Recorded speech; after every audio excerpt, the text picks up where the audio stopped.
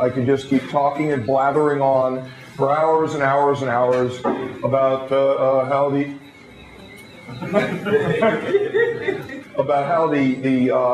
immune system functions. That's not our purpose here today. There's something larger to our purpose here. But what we found out was this. We found out that somewhere near the back of the room, there was a small group of individuals who bear a belief system. This belief system comes from another nation state, from what we're hearing. We've heard that this happened from two separate individuals.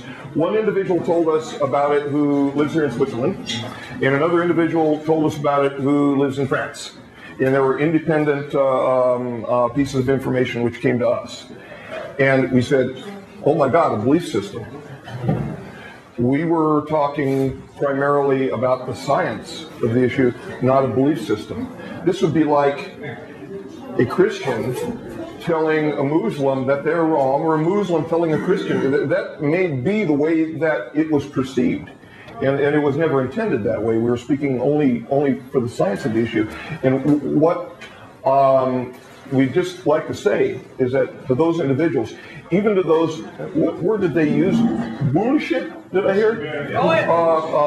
To those individuals who courageously stayed, and this is why we invited people up onto the stage. You're the center. Center of a great mass of people that has no specific center aside from hopefully love. You're the center of all of this, not we. We are simply, well, we drew that straw to do what we're doing. And what we'd like to say to the individuals that courageously came up to the stage is wonderful. Thank you. And to those that we promised that we would put your letters on the front of Eagles Disobey, we will, when we get home, we'll get them scanned in and get them up as is. No changes to them. You have a right to have your say, and that's why Eagles Disobey exists. To those individuals who labeled, acted fearful, acted angry, God bless you, and God bless them. God bless you in your belief system, and we hope you have long and happy and healthy lives. What would you, we have no real, I tell everybody we have no real plans here this morning. This is up to you. This, what is behind us here is something which has never been broadcast to the people of Earth before. Have we? We are streaming, yes. It's alive. We're all on together. Yes. Tell us about the phone call. I know, but we're just reporting it. It's just to include the people who are out I almost got out of it. All right. Let's wait just for a few moments to give the rest of the people who are intending on arriving. Thank you. Maybe those present who know the individuals who are arriving can help us. We plead to pass on the information that we've already provided, our feelings about these issues. We'd be grateful to you all. Who wants to have a couple of minutes to work around 10 o'clock to work with you? We start at 10 o'clock. I like to take 2 minutes. Sure. Just to have a phone and to speak with these individuals? Yes. Oh, sure. Just essentially. Very fine, very fine. We'll wait until you're concluded with that then, and then we'll continue speaking. Absolutely. We didn't realize that it wasn't 10 o'clock yet. I So, realized I just started talking. we're Just a going couple of minutes anyway. we're going to hold back just a little bit because there are still some people coming and we want to make sure everybody gets in and gets seated. So bear with us a little bit. It's going to go. To those looking at my strange driver's license, please return it, because even though I don't drive that much in Las Vegas, Marcia does most of the driving. We really need it. Yeah. Please, Please give it back. so we're going to wait just a few minutes, and then Ruth, I understand, wishes to speak with everyone here, and to those listening on the internet, hi. We'll just kind of pause it. all right.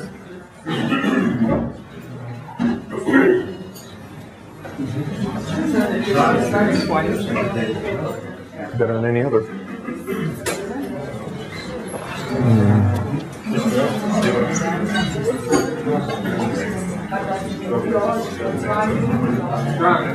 You're going to taste it probably.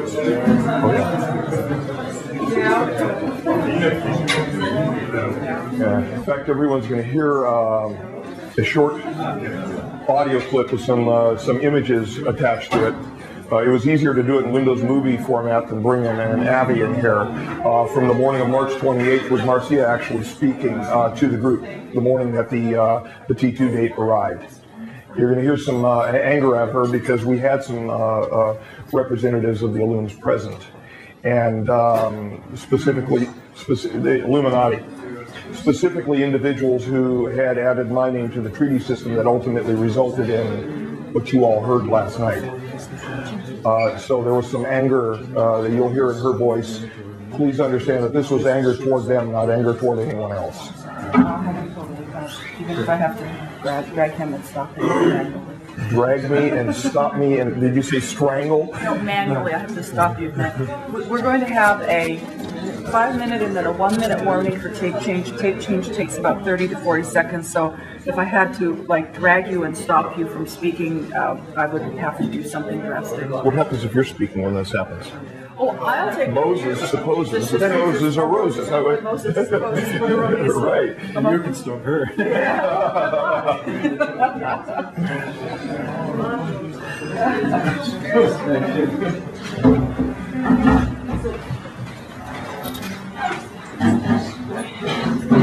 Should we step out? Well, I think it'd be. No, I think she wants to work with all of us. You want to have a seat here? Yeah, I think we will. So, yeah, just move it aside.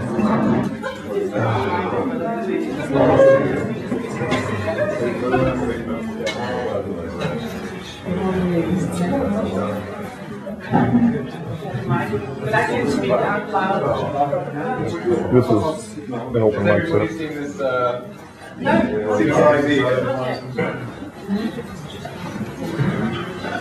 Just pass your credit card. You assume I have a bank account, dude? Speak to wife, she handles money. Are very much looking forward to this workshop, and I'm not going to stop you very much. That's fine. That's fine. I would Blue light like is to unacceptable anyway. invite you to take 2 minutes just to get back to yourself, back to your inner center, back to your energetic flow in your body. Because sometimes we get so much into our minds and so much into ideas and so much into emotions that we get drawn away. So let's take a minute to get back and start in a place. And I want to give you a sound that might help you to come back.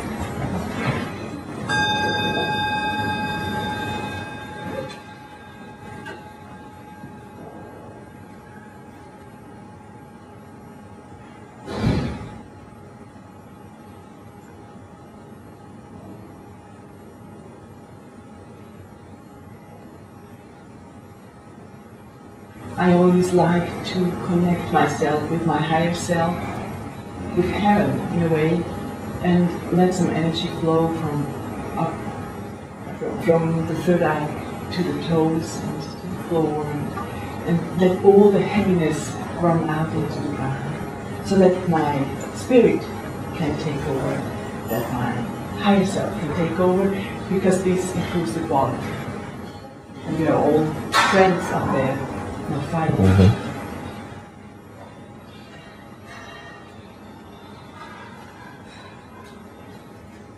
Thank you very much, and enjoy the workshop with Dan and Marcy. Thank you. All right.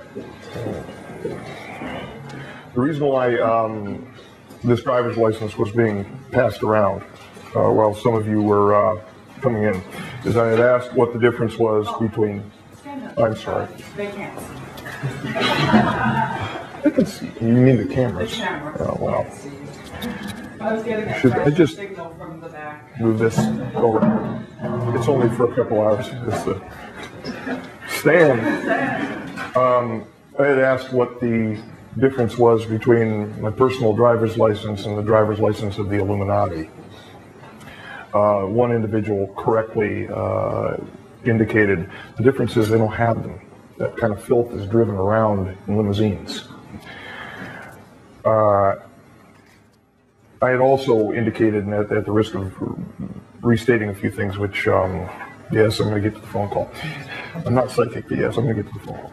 At the risk of restating a couple of things that you've already heard, we understand that there was a group of individuals who had a belief system present yesterday.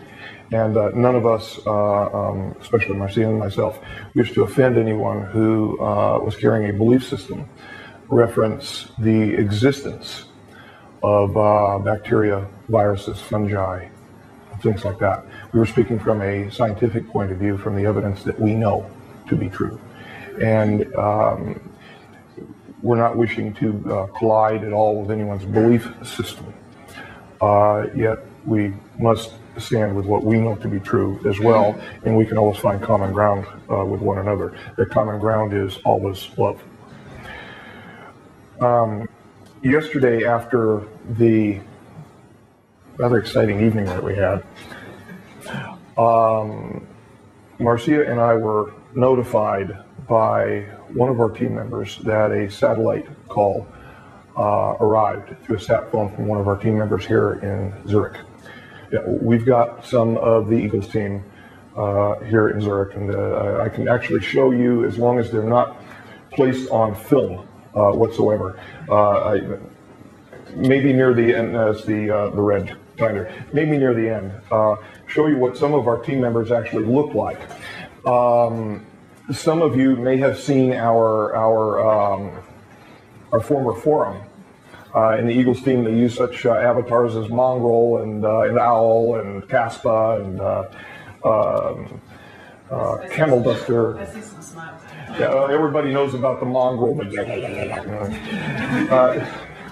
When you see what this very strange and very loving man looks like, you'll probably laugh again. But we received a satellite call from the former head of the consistory of the Majestic. Yes, at least 2 to 3 of the former 12 were listening yesterday, and listening to you all. Everybody.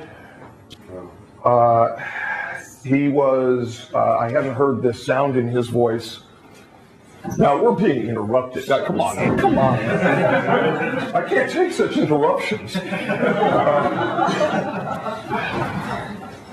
I hadn't heard, this kind of a crackling, this kind of a shaken sound in his voice since the 1990s. Of course, he's retired back into industry now from government service after the last administration departed. It was on the way, well, it was already out, and then he left.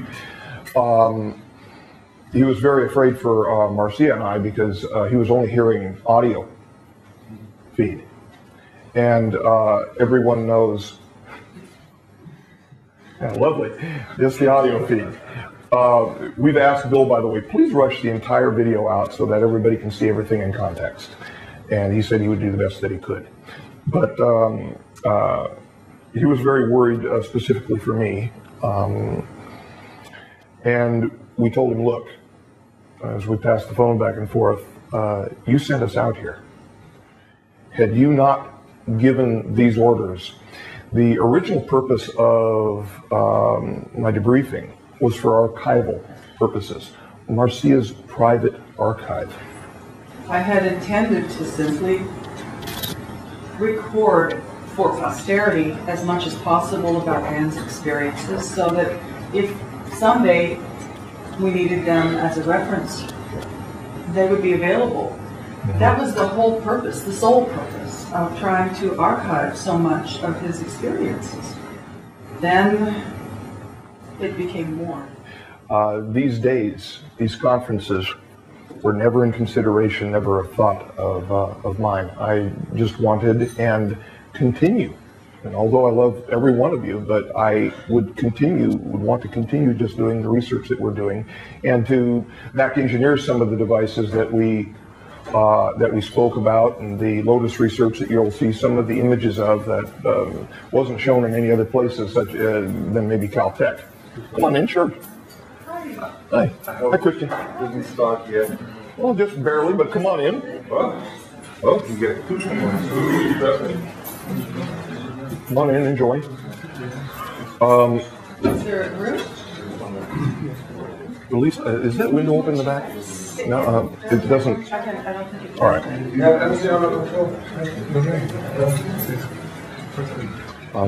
I haven't seen Karen. Do you need that can go? There are more cameras. I guess it's not necessary for me to have one more camera. All right. I wouldn't argue. I haven't seen Karen. No. 79. I was Karen. I haven't seen her.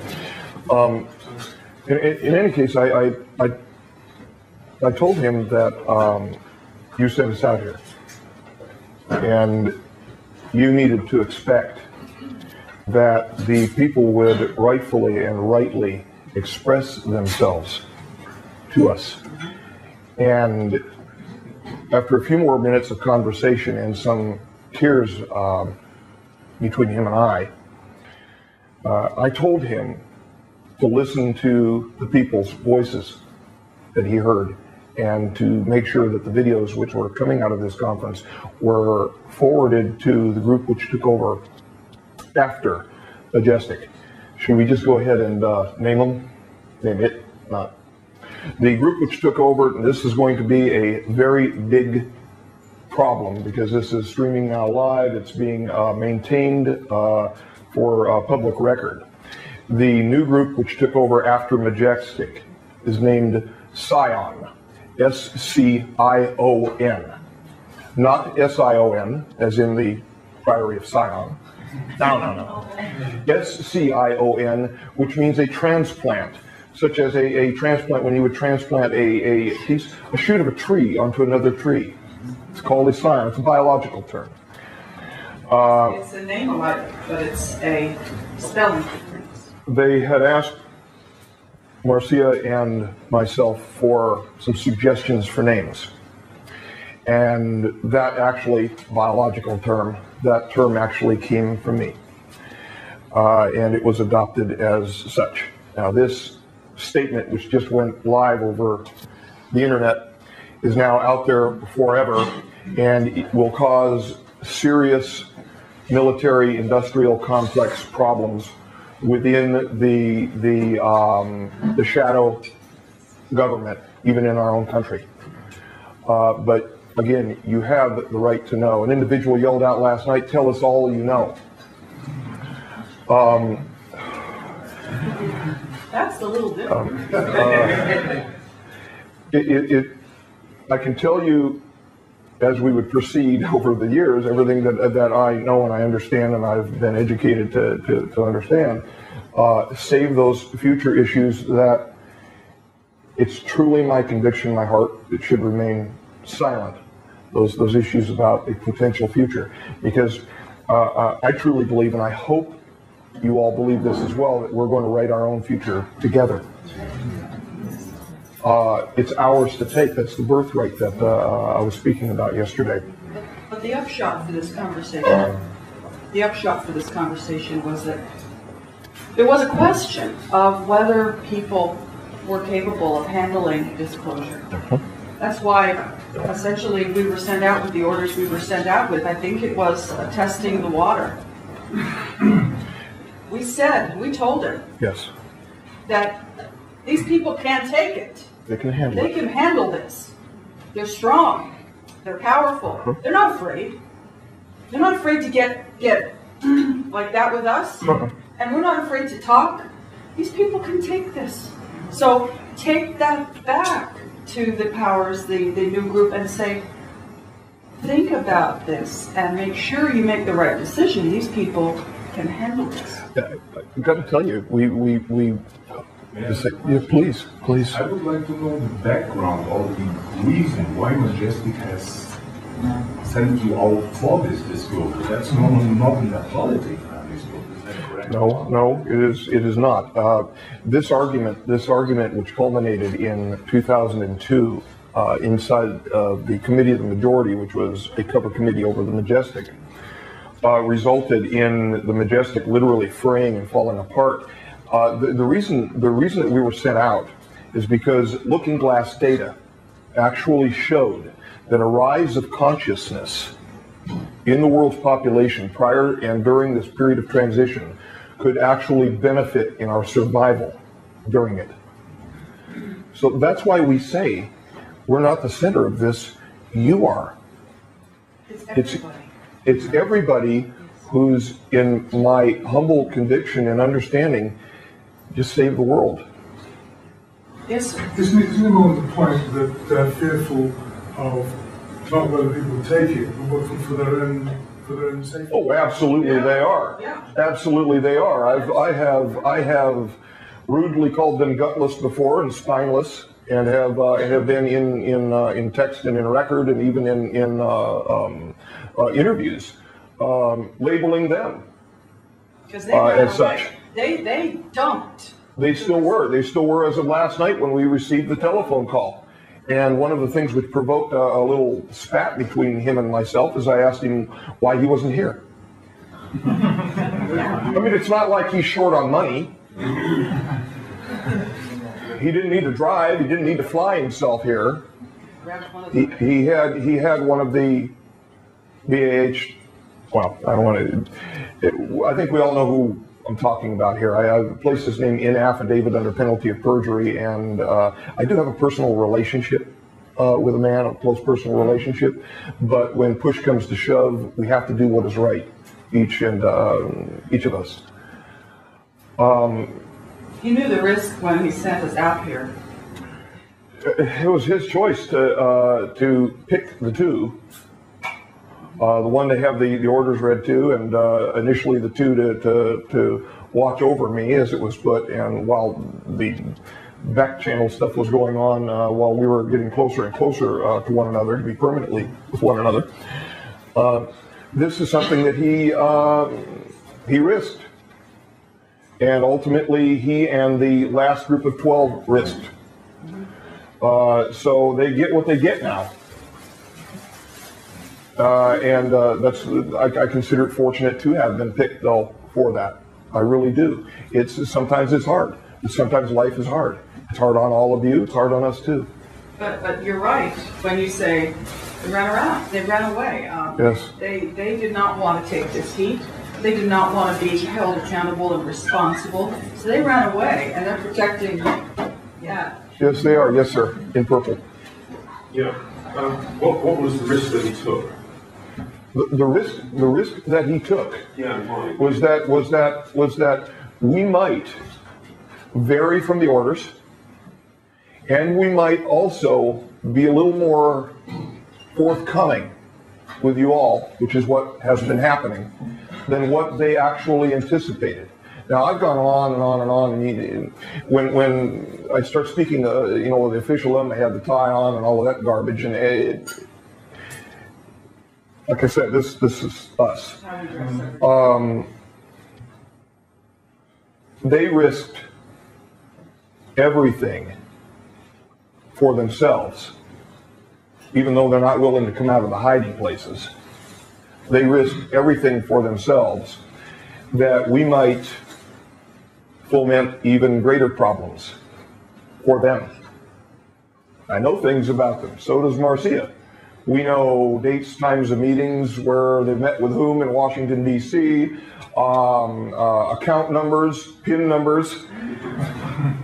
We haven't used them yet. Marcia has threatened once or twice. Account numbers, PIN numbers, also contract numbers. And these are contracts into places such as the Defense Department of the United States. And just the mentioning of the name is going to be a big enough problem for them. Oh, well, like I said, they took the risk. Why do you think some of the governments and power people, echelon people, love us so much? After 20 years of working with them, I'm no longer a believer. I stopped being a believer the day that they raised the shade in the gallery and I saw Kaela for the first time.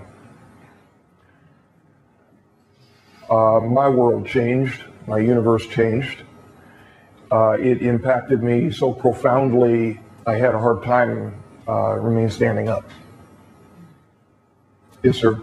How is the U.S. government coping with the fact that the country is looking for us anymore to fix appointment to like the presidency or what it is, like it has been happening in Australia, for instance, with the High Court judge and the Prime Minister John Howard and the guy listening to whatever.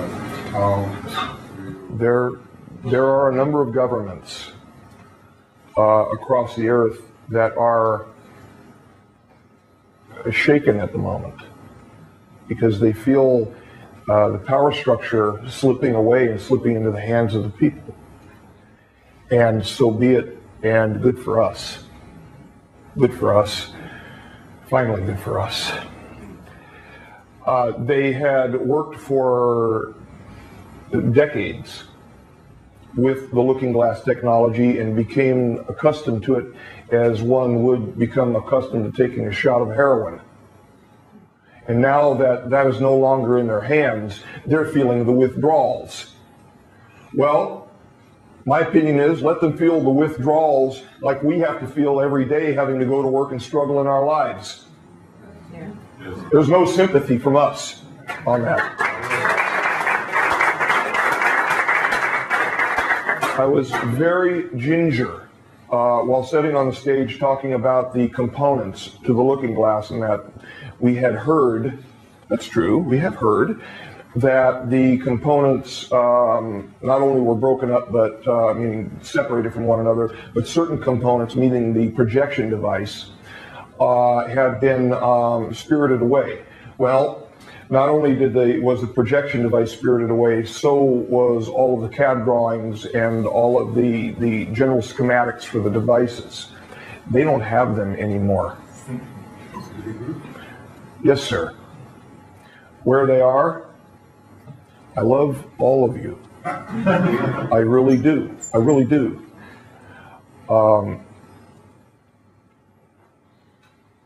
I don't officially know. You're hearing that word? I don't officially know. They can go through their withdrawals and just have to come back to reality with the rest of us. Yes. I know that you said that there was like 50 such devices, if I understand. There were several. Yeah. So you're talking about every each of them, or yes. Just, yeah. Yes. See, what happened is they were broken into 3 separate pieces and then combined together by components, such as A, B, and C. All of the A's were placed together, all the B's and all the C's. Well, they lost one of those components. So we know that there are individuals right now trying to back engineer that extra component because they're panicking inside. I'm not talking about the U.S. government panicking. I'm talking about the governments, all of the governments who have been involved in this technology and who are addicted to it. Can I have a second?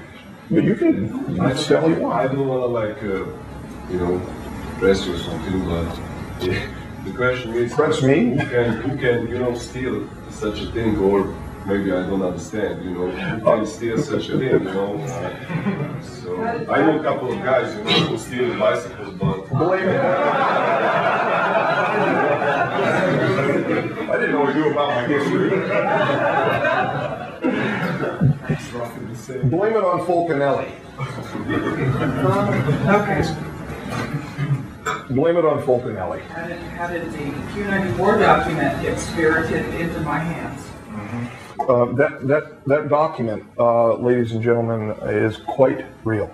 It is a real draft document with all of the errors that Stephen and myself, Stephen Mosto, late Stephen Mosto and myself, could type that day next to the cleric's office.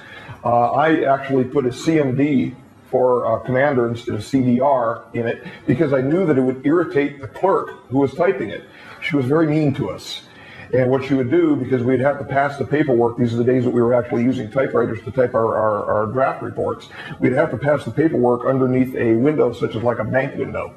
And what she would do when she would get done retyping our reports back and putting signature blocks on them, is she would shoot the papers back and they would drop on the floor because she did not like us.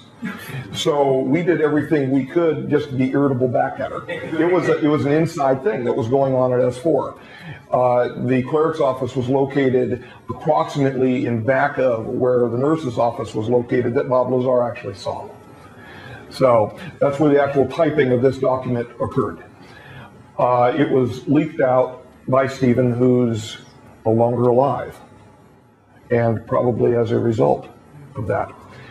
It came to me in a form that was very, very difficult to manage because it was an extremely poor version.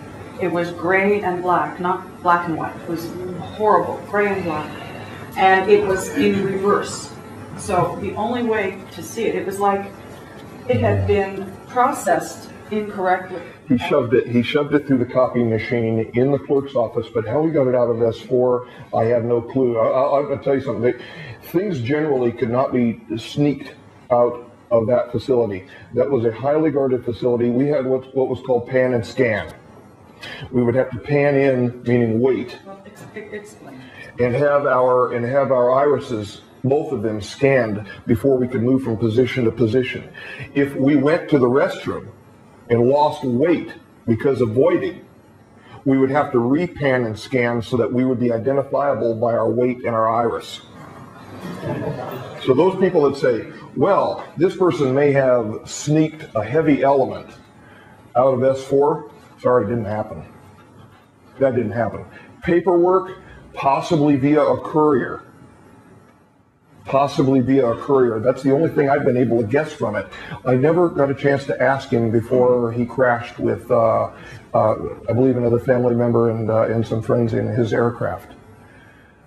They just mysteriously went down. My other friend from up there, Robert Schwartz, he was hacked to death, as I understand, by a boyfriend of his daughter. With a sword. Nobody understands why the boyfriend went. Kind of strange. He's gone as well. There are two original members of the Aquarius team that are alive, and that is myself and the man that I was speaking to on the phone last night, on the satellite phone. Everyone else is dead. Yes, sir. In your experience, what the P-45s ended up doing, do you think do they humans? Were they humans? No. Were they humans? No, were they keeping to the humans who were present-day humans? Keeping to the Humans. The P-52s were, to the best of my knowledge. The P-45s violate any agreement that they can possibly get away with violating. They had an extremely, almost a fascist intent about them. They didn't care about the treaties, although they knew that they had to comply with them to a certain extent. And if they could get away with something, they did and do. I'm hoping at this time that the separation of the timelines has been such that they no longer have contact with us. I was going to ask that actually. Because the separation of the timelines, does that mean that the Orions and the J-Rods will no longer visit? Yes, as I understand. However, I am in direct possession of information to suggest that they are still on orbit and also near our moon for the purpose of removing heirlooms. Now, I had to suck this up pretty hard last night when David, he apologized to me actually after when we were sitting out here drinking this, starting to drink this wonderful beer. He apologized to me. He says, "I'm so sorry for putting you on the spot." I said, "Why? I put you on the spot." Because no one knew that he had suffered from swine flu, but it was a useful example at the time, because we were talking about something that's so important to all of us, and that's our health.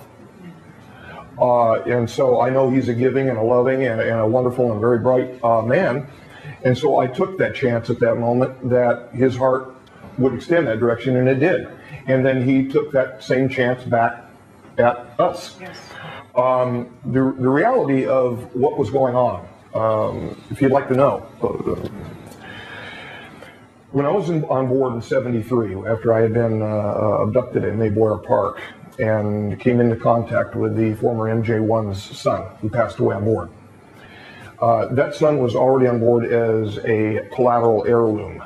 Collateral, as in, I want collateral for a loan. The P-45s took collateral for the loan to agree to the treaties. Well, that same collateral, after I accepted the final orders, I was informed that same collateral was then in place for me, which meant that my lovely 6-year-old daughter would likely have been taken as collateral and not returned. The only way, it was slightly misstated last night for me to get out of Majestic. No, it was for me to keep them here. I did what I had to do, because the P-45J rods are extremely legalistic. They want the letter of the law rather than the spirit of the law. And it was required that anyone who had care, custody, and control and was called senior echelon, and as soon as those final orders arrived, I was called senior echelon. Same as a J number again. The same as one of the 12 again. As soon as I accepted those orders, I was part of a treaty codicil, a separate portion of the treaty, of which I was unaware until I was informed of that. So when it came time for the divorce issue to proceed with the former wife, there was also a decision and a near panic between Marcia and myself to get the divorce done before June 1st. Had that not been done before June 1st, I would have been in care, custody, and control of those two young ladies, and one of them would not be here now. She would have been taken in the middle of the night, and there would have been nothing that her mom could have done about it. In the same way that I was taken in the middle of the night on October the 15th with a full house full of mature ladies and children, and no one heard a thing, and all of my property was removed. Exactly. There was a group which was brought in called the Ghost Riders. They do not make sound while they work. That is their modus operandi. I brought them in. She brought them in to have me removed in safety. But there are other units like them, and they would have come in and probably enforced the treaty issues for the J-Rods and the child, this beautiful little child that I call Little Troll, because she stands about this tall and she reminds me of a little troll. She would have been taken in the middle of the night. So what was I supposed to do? When you love someone, you protect them. Are the Ghost Riders present their humans? Yes. Oh yes. Yes, they're operatives. They're a crack team. Yeah, they're operatives. Absolutely crack team. I brought them in on the project because I needed the best, the very best I could find. So I pulled some strings and I asked for some favors. Sure. And I had our team that is loving and loyal toward us just because they happen to have worked with Dan, built great friendships, and become very fond of us all. plus other Majestic operatives who were very skilled. They took control of the entrances and exits of the locations. Mongrel and Owl were the two who actually removed me from the apartment.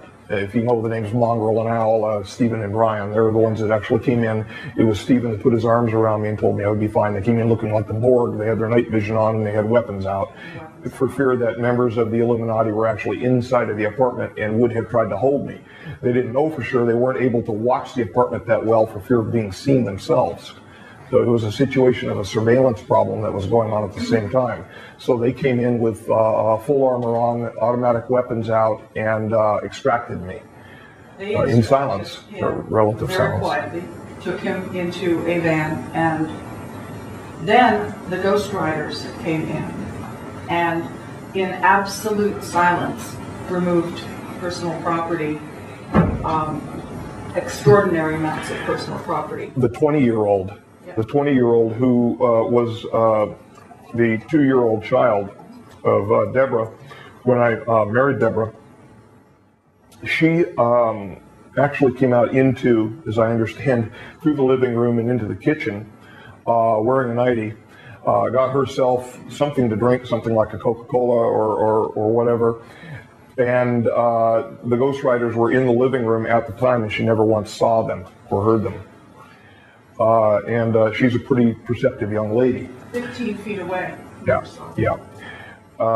They're very good at what they do, and I was happy that most of the property was removed because most of the property that I had in there was all of the Lotus data.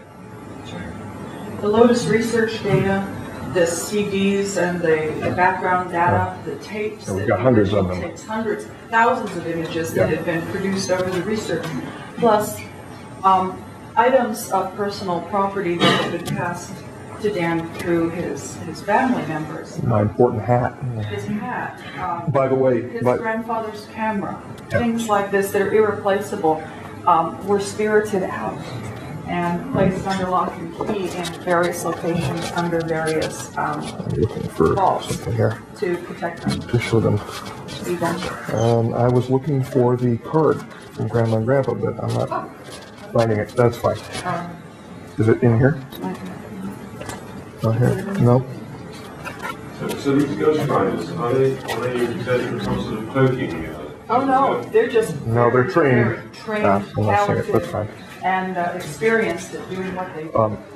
After this experience, by the way, we went up to one of nature parks near the Alps on the first day in. We got some Swiss patches. I have never since I've had a now Los Angeles Angels baseball hat on since I was a little boy. In fact, I had one on the day I was abducted. A different style, at the time, but nevertheless it's the same team. They were called the California Angels at the time. But I have never had anything aside from an angel in the center of it, because I do believe in angels. I think it's because the angels believe in you. I'd appreciate that. Well, we got some patches, but after this experience with you all, for my entire life, I've never placed anything aside from my name inside my cap and this angel on it. I'm going to put the Swiss patch on my hat. Yes. Oh my, that looks like a block A. It is a block A. May I? Thank you. Would you like to? Yeah. Would you like to trade? You trade? Yeah, I don't mind. Thank you. See, I got the block A. Thank you. I got the better deal out of this, you see, because the style of the A.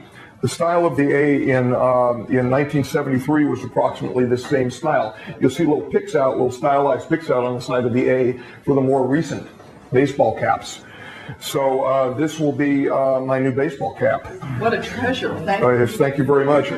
We may have to place a sizer in it. Let's see here. Well, I don't know, I can wear it like this. We place a sizer in it, but this will be my new hat. Thank you. Thank you very much. Fabulous. Fabulous. Yes, sir. Just a question on the style. I bought it last week. I bought it last week. It's the style of the egg that's so important. I know. Yes. That's why I just had to have that. Sorry. You don't mind Inside trading? it says 50. It does. Right? It That's does. my age. Right? I think one in 59, and that's written inside as well. It is. It is. Wonderful. Would you sign it for Sign this? for us, please? Would you? So I can carry your name in this. I won't tell anybody if you don't want it known or anything like that. If you just, Can you sign one? I believe I already have. Let me see if the name. Now you'll probably see a very worn name Crane here, because that's actually my family name. Marcia and I are going to be legally returning to my first original name, hopefully within the next few months. So I'll again be known as Danny B. Crane, my original name. Why did you not name Burisch? Tiffany, the now 20-year-old at the time, was just going to be starting school. And so in 1995, I changed over to the name Burisch because her biological father obviously was not present. And what we did not want to do, because Deborah at that time was carrying the name Crane, it was Deborah K. Crane at the time, we did not want her to have questions asked her at school. So what we did, because she was carrying the name Burisch. Deborah was your daughter. No, Deborah was my wife. Tiffany was my daughter. Tiffany continued to carry the name Burisch at the insistence of her grandmother and her grandfather. Her grandfather has now passed away. Her grandmother is still living. Yes, it was Burisch. She had the name Burisch. However, the wife and myself had the name Crane. So I changed the name over to Burisch to make it easier on Tiffany. So it has nothing to do with the No, it was totally personal. It was a totally personal decision. Thank you very much for the honor. Do you want me to place any more than that in it? That's fine. All right. Yeah. Thank you very much. I got the better trade. I was about to ask you. Yes, sir.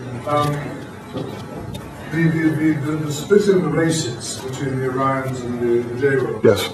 By the way, as a slight aside, how did the name J-Rod come from? The name J-Rod was originated through communications between multiple J-Rods and a unit called Sigma.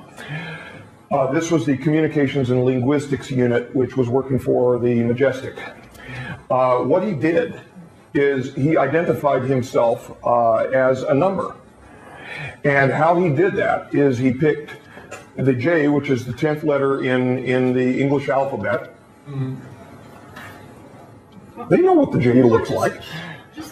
What do you want me to do with this? They picked the 10th letter in the English alphabet, which is J. So it was 10 or something. That was 10.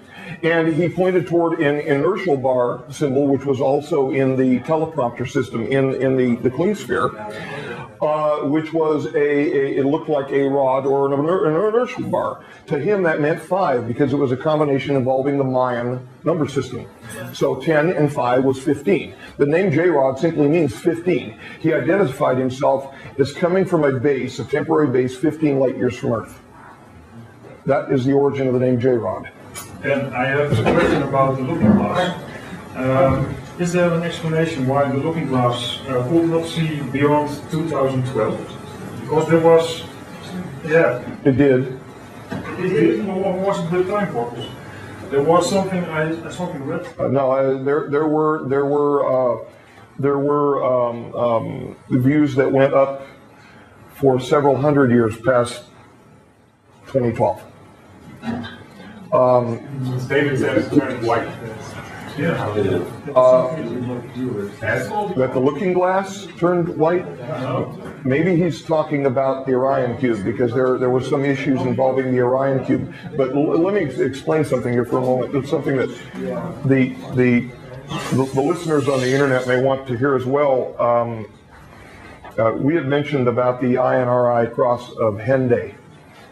In code cross, should we pass, now the first two numbers for IN add up, just so happen to add up to 60. which was the number of years that Majestic existed, leading us toward what was called the Shar. It was 50 and 10, as I understand, and then 200 and another 10, INRI. Or 10 and 50, and then 210. May I ask a small question there? Sure. That is the Kabbalistic approach that letters have an associated... That's gematria. Okay, but what I know is in the Hebraic alphabet there are no vocals. No. The Nikud is a vowel system added to that. Okay, thank you. Can I continue with my... I'm not a linguist, though, please. Can I just continue with my... Sure. Sure. I want to know, because the catastrophe is supposed to have happened right about now, in timeline... Yes. Yeah, well, that would have been what we nicknamed Timeline 2. Okay. And it was a very dark nickname, but it was a nickname nonetheless. So we're now on timeline 1, are we? I'm not sure what we're on right now. It doesn't really matter how it is. Right, and that's the whole point. It's supposed to happen now, and the Orions are supposed to have left the Earth. Yes. The first moon, and then... Several thousand years after the disaster, yes. For me, it doesn't quite stack up here. First of all, would they have had the technology to do that? Several thousand years after the disaster, yes. We're talking, yes, we are talking a large expanse of time after the disaster, before they ever began reconstituting themselves, before we did on the surface of the Earth, reconstitute ourselves to the point to leave. Okay. We're talking about a lot of time here. here. The Orions, because the Orions, you said that the Orions somewhere, I think it was on your resume on Camelot, said that the Orions left the time of the catastrophe. No. No, and if that's written anywhere, please show us where, because that would be wrong. It's clearly stated that they left a few thousand years afterwards. Okay, well, there's a slight typo there. That's fine. Okay, That's fine. And since they did that, does this mean that, because I did ask you this before, that we're never going to see them again, because we're on a long timeline? Well, as I said, I understand that a couple different things. I understand that there were teams left behind in case the disaster still occurred. These individuals ostensibly would know that they may not be able to go home again. Because it doesn't exist? Well, they may not be able to traverse the wormhole system again after we get done with the transit. I'm not certain about that. But does that mean that we're never going to see any other aliens again? No, and in fact, this is why I raised,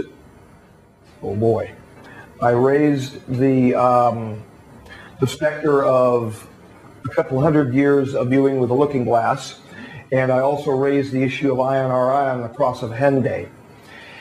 We mentioned the first two adding up to 60, meaning the number of years from the time of the inception of Majestic to its official ending by the end of the orders, 2007. Now, of course, they officially broke off at the end of 2005, but the orders, they stood adjourned to the completion of the orders. The completion of the orders ended technically at the end of 2006. However, at the end of 2006. So if you count from 2007 and you add the last two numbers up on the cross of Henday, that is exactly the date that was seen as the date of first alien contact. Yeah, but who will be contacting us? It won't be the J-Rods or the... No. No, a true alien of non-human lineage. First true alien contact.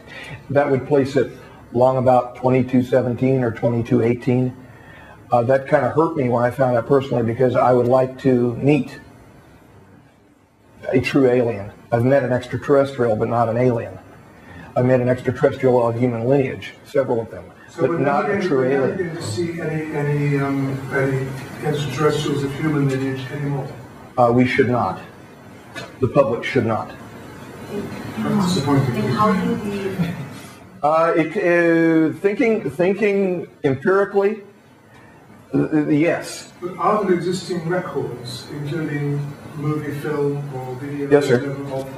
of the J-Rods? Oh, yes, sir. Oh, yes, sir. Everything, for instance, all of my interactions, and there was well over 100 direct interactions in the clean sphere, all of the interactions were video, audio tape from multiple directions. Marcia, in fact, at her very short time when she toured S4, saw some of the videos. They're obviously highly secure, and I wish they would not be. It'd be the greatest thing in my life, to be honest with you, with some of the questions that have been raised and some of the statements and the labels that have been applied to us. If they just release the darn videos and let it be, and let people claim that they're hoaxed, fine, okay. But in any group of well, I can only speak for some of the ufological groups that we've interacted with in the U.S. We've been treated much more politely here. Very polite. Much more politely. In fact, while we were walking toward the Volk's house for the panel interview that had not yet occurred, I looked over at Marcia and I said, this now raises the specter of my having to ask certain people in our beloved country who are involved in the ufological organizations exactly what is your major malfunction. These people get it. What's wrong here? Is it just anxiety because of our culture, or what? But our own ufological people are basically. In the book of William Beholder, Fables, he mentioned that all the UFO magazines that he penetrated. Yes, sir. Yes, sir. At least most. Well, I can say rather authoritatively that all of them within the United States have been. We have the Majestic Folkloristics Unit in place to provide as much disinformation to the population as they could foist on them. Yeah, they did a good job confusing people about this. 5-minute mark, and I'll give you Okay.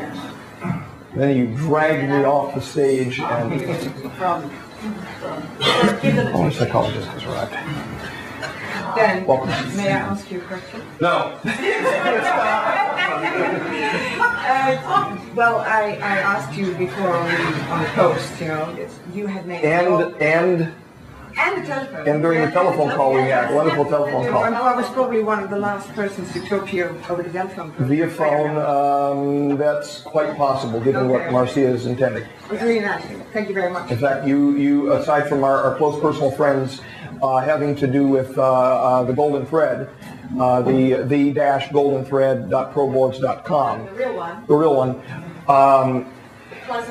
The pleasant one, the polite one, the one where people who were from the original inception of the Golden Thread will call it Book 1, and we'll call this Golden Thread Book 2, kind of like the Tale of Two Cities. The second book is called the Golden Thread. But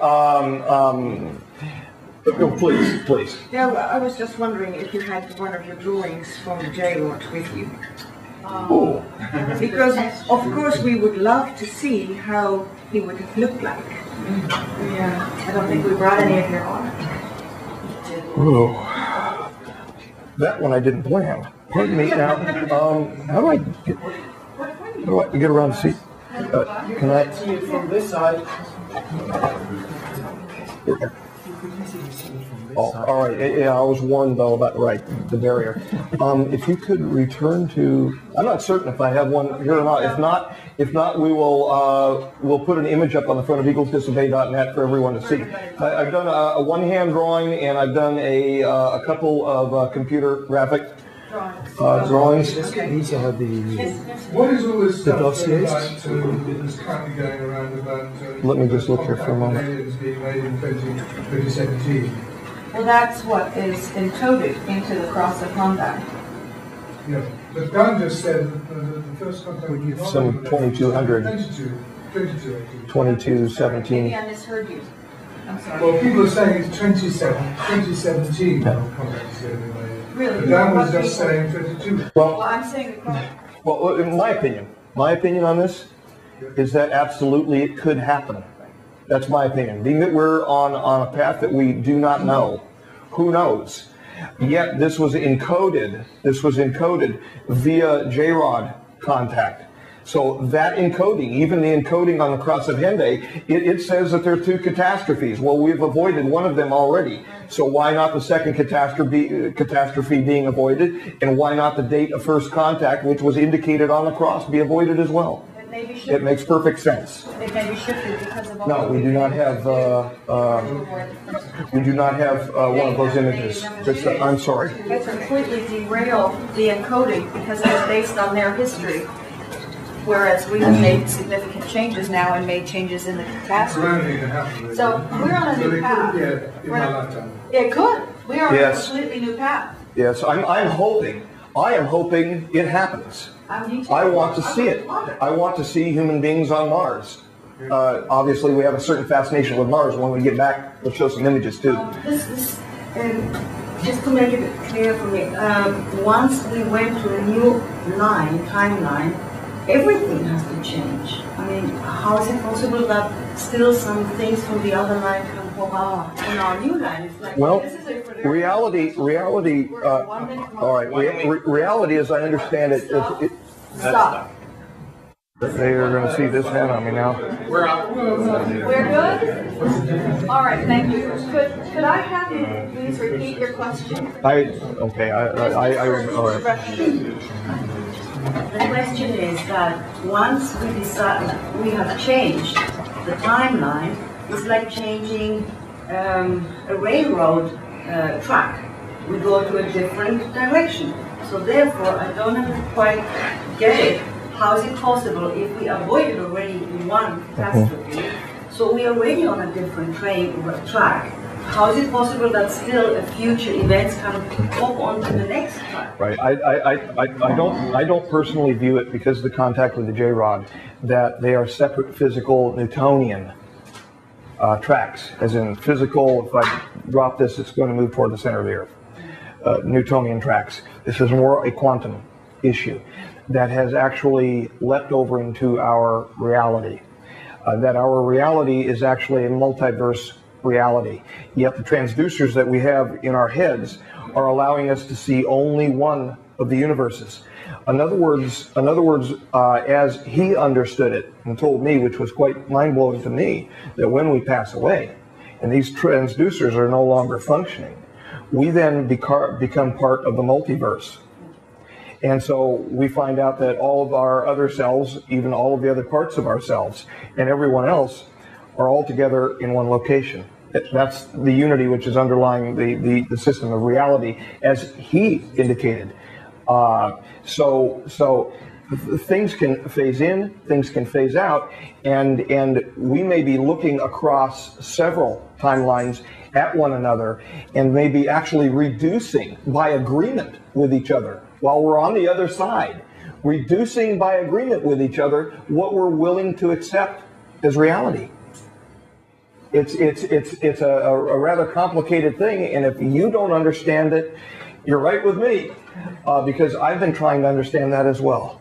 Yes, sir. I'd like to make a comment. Yes. I'd like to make a comment between the different dates, 2017 and 2218. Yes. It could be there exists footage that nobody's aware of, very few people are aware of parallel worlds. What? Parallel worlds. Parallel? Oh yeah. There is footage of that from the Orion cube.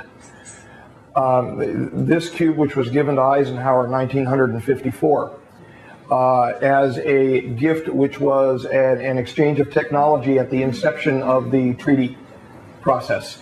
Depending upon the user, that gift, you could have some influence on your personal disposition, could cause what you were seeing to differ because of the probabilistic nature of it. And there were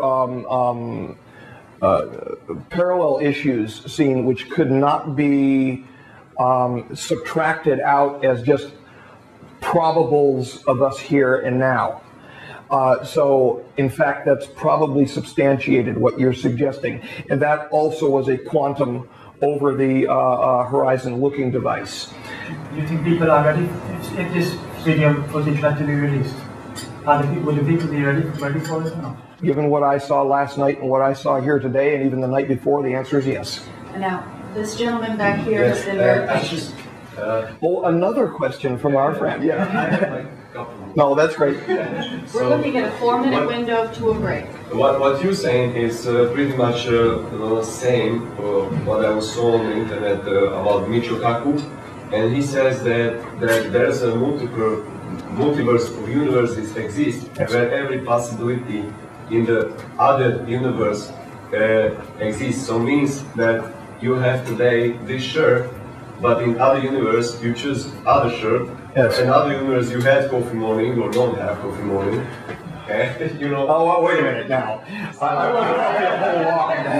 That's what I want to ask. What do you think about that? Yes.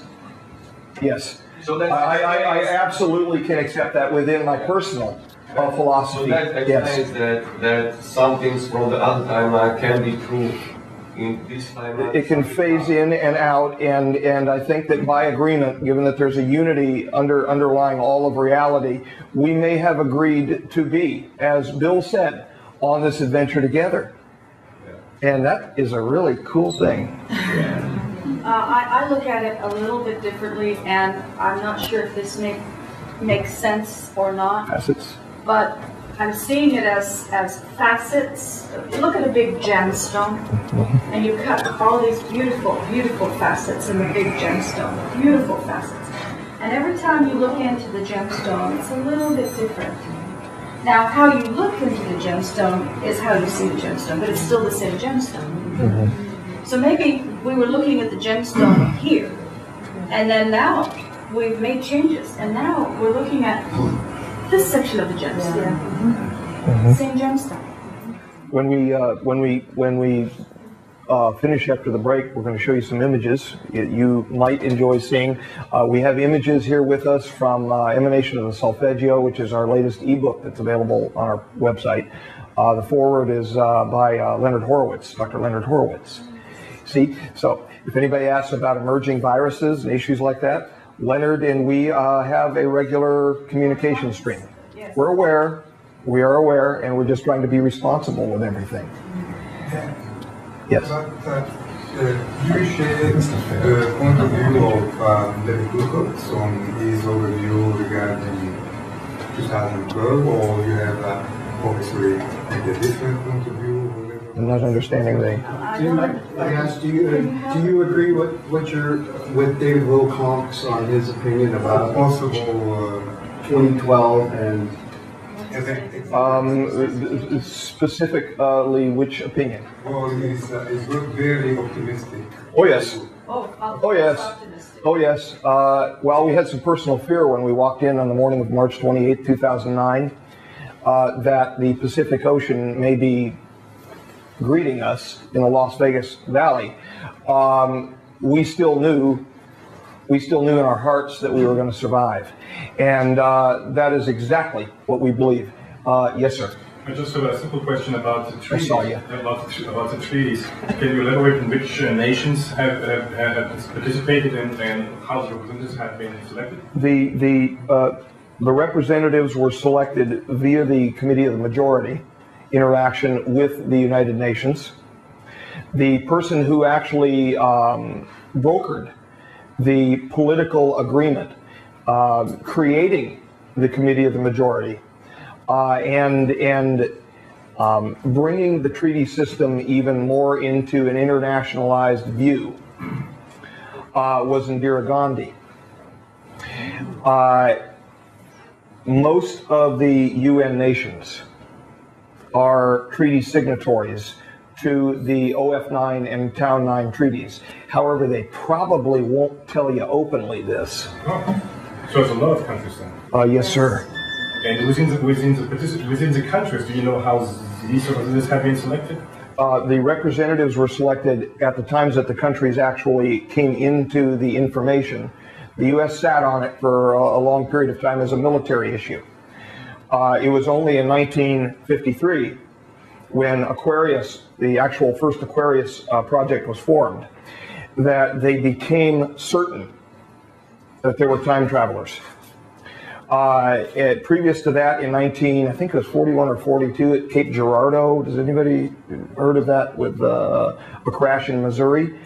There was actually a Huffman, a reverend, who gave last rites over some crashed beings, and no one understood at the time why he was giving last rites to them. He was giving last rites to them because there was a communication underway as they were dying that they were human beings.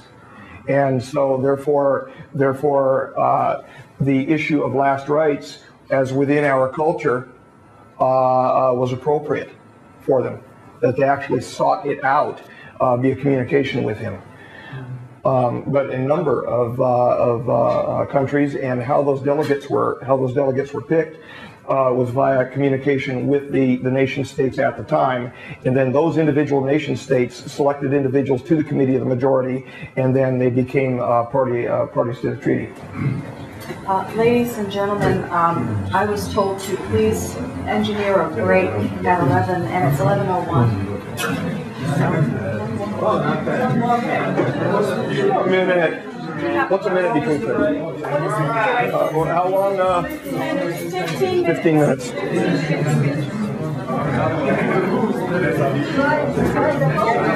And we said the images.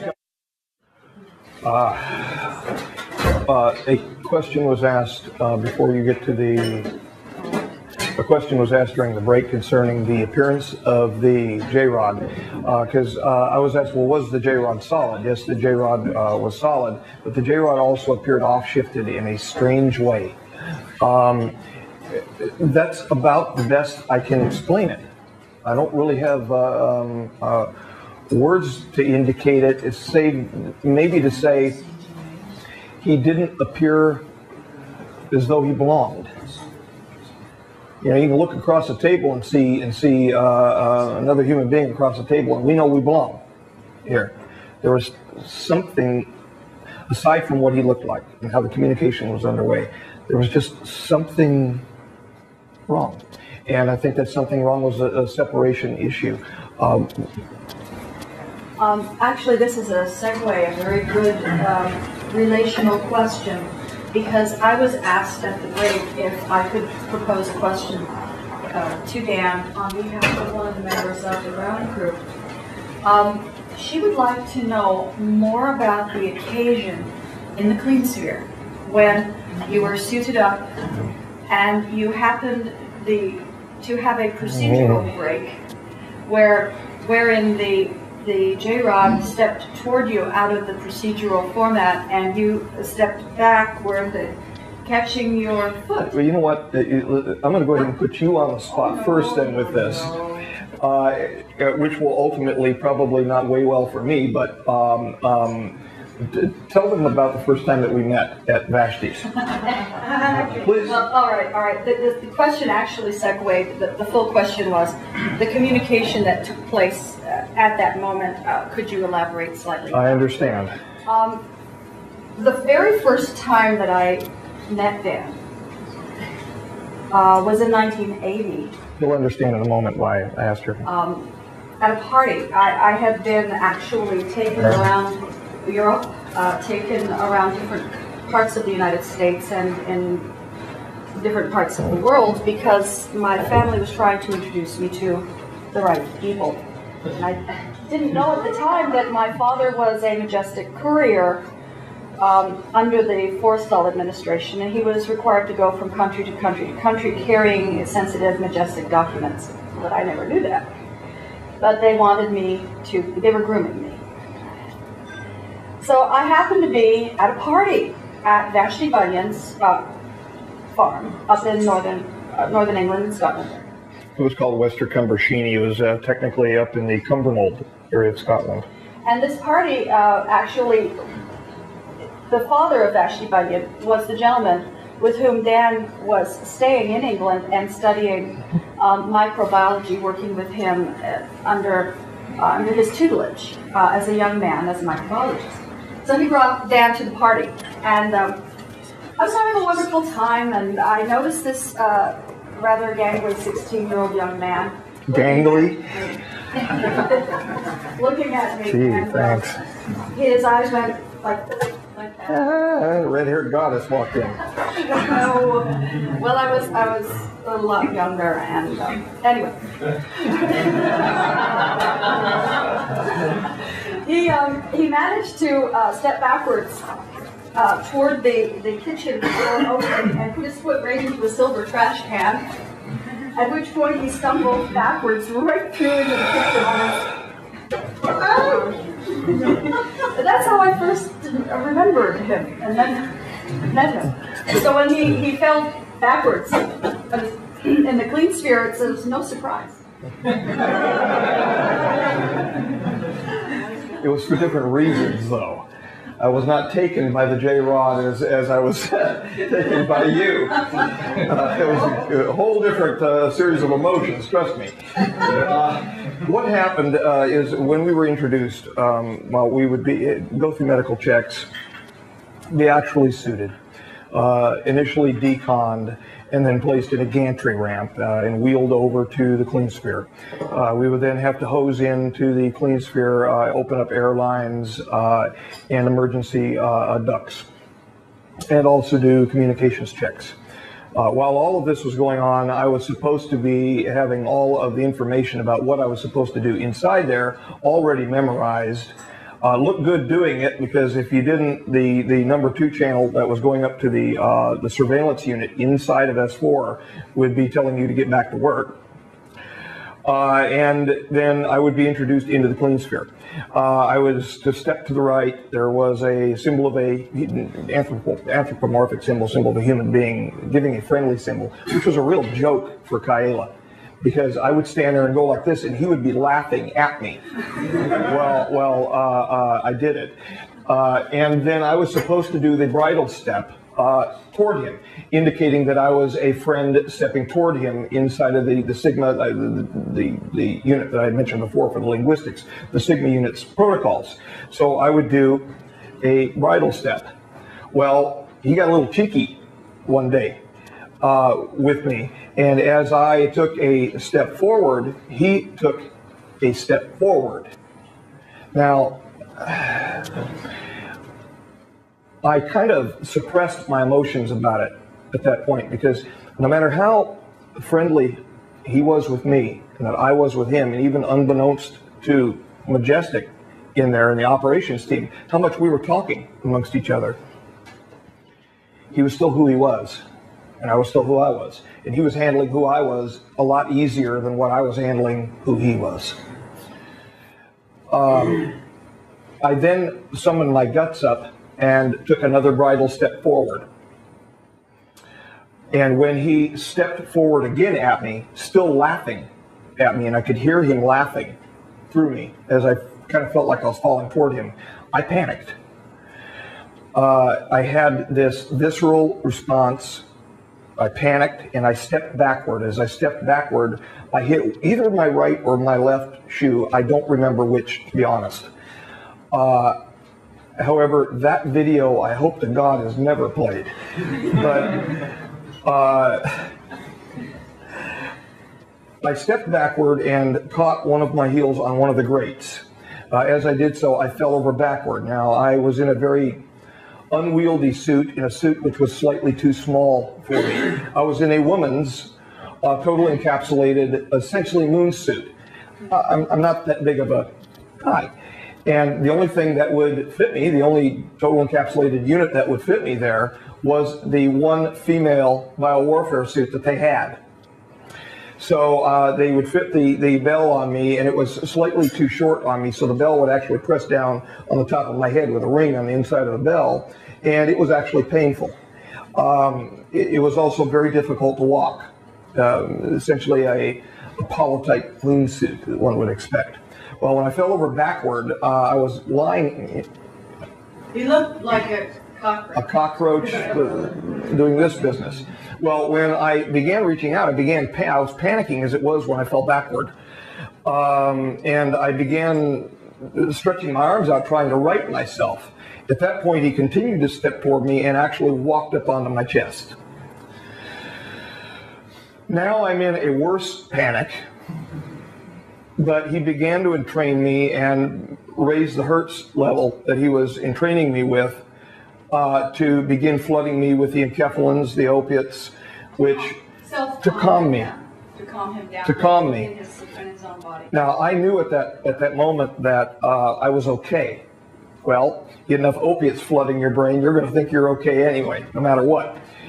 But I felt fine. And then I was listening at that same time between channel 1 and channel 2, flipping back and forth inside of the bell because I could hear it literally ringing inside of the bell from my earpiece, that they were preparing to change the pressure inside of the clean sphere to harm the J-rod. That is how it's a process called intumescence, where they would actually cause pain by changing the atmospheric pressure. You know, if you fly, your ears might hurt.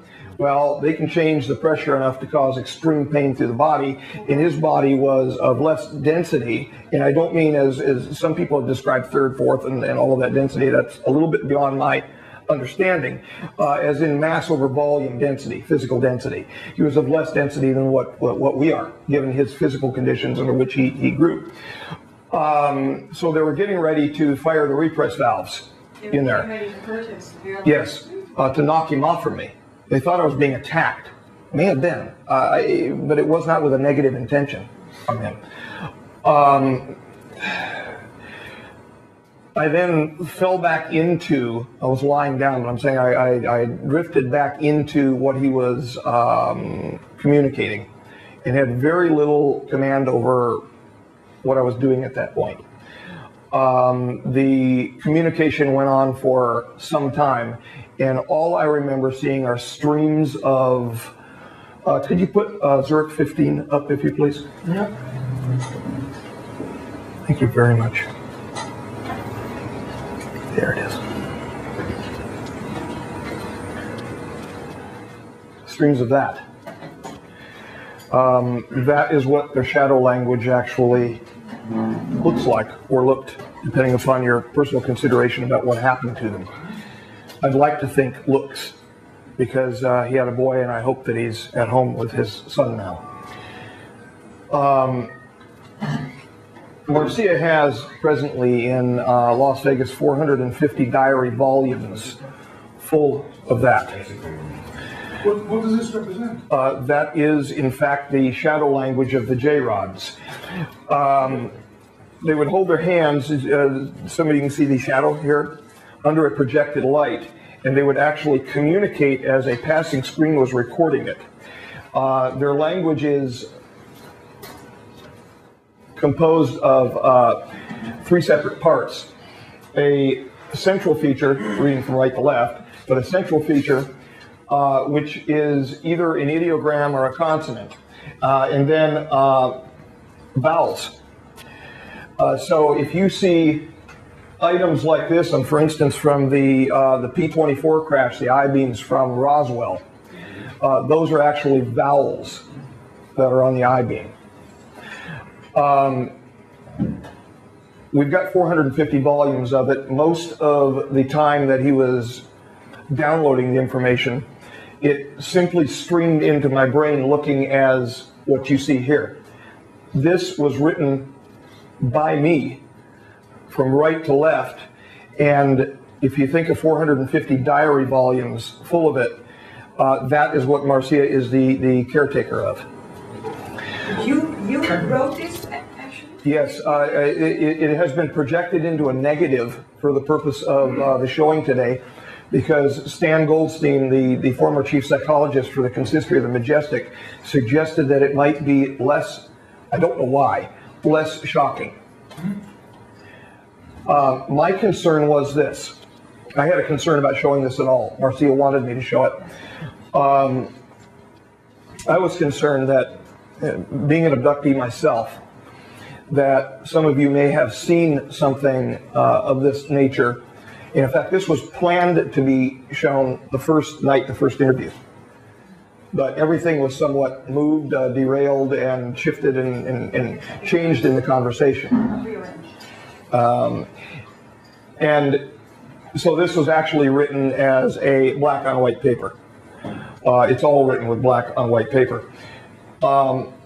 So I had this streaming in, and at the same time, I found myself inside of what appeared to be another reality, a 3D hologram, like a holodeck from Star Trek, and was being shown other items, for instance, his home, items concerning historical items, which I honestly have to, our own historical items, which I have to be very careful about because there are many perspectives in this room, and I don't wish to offend anyone.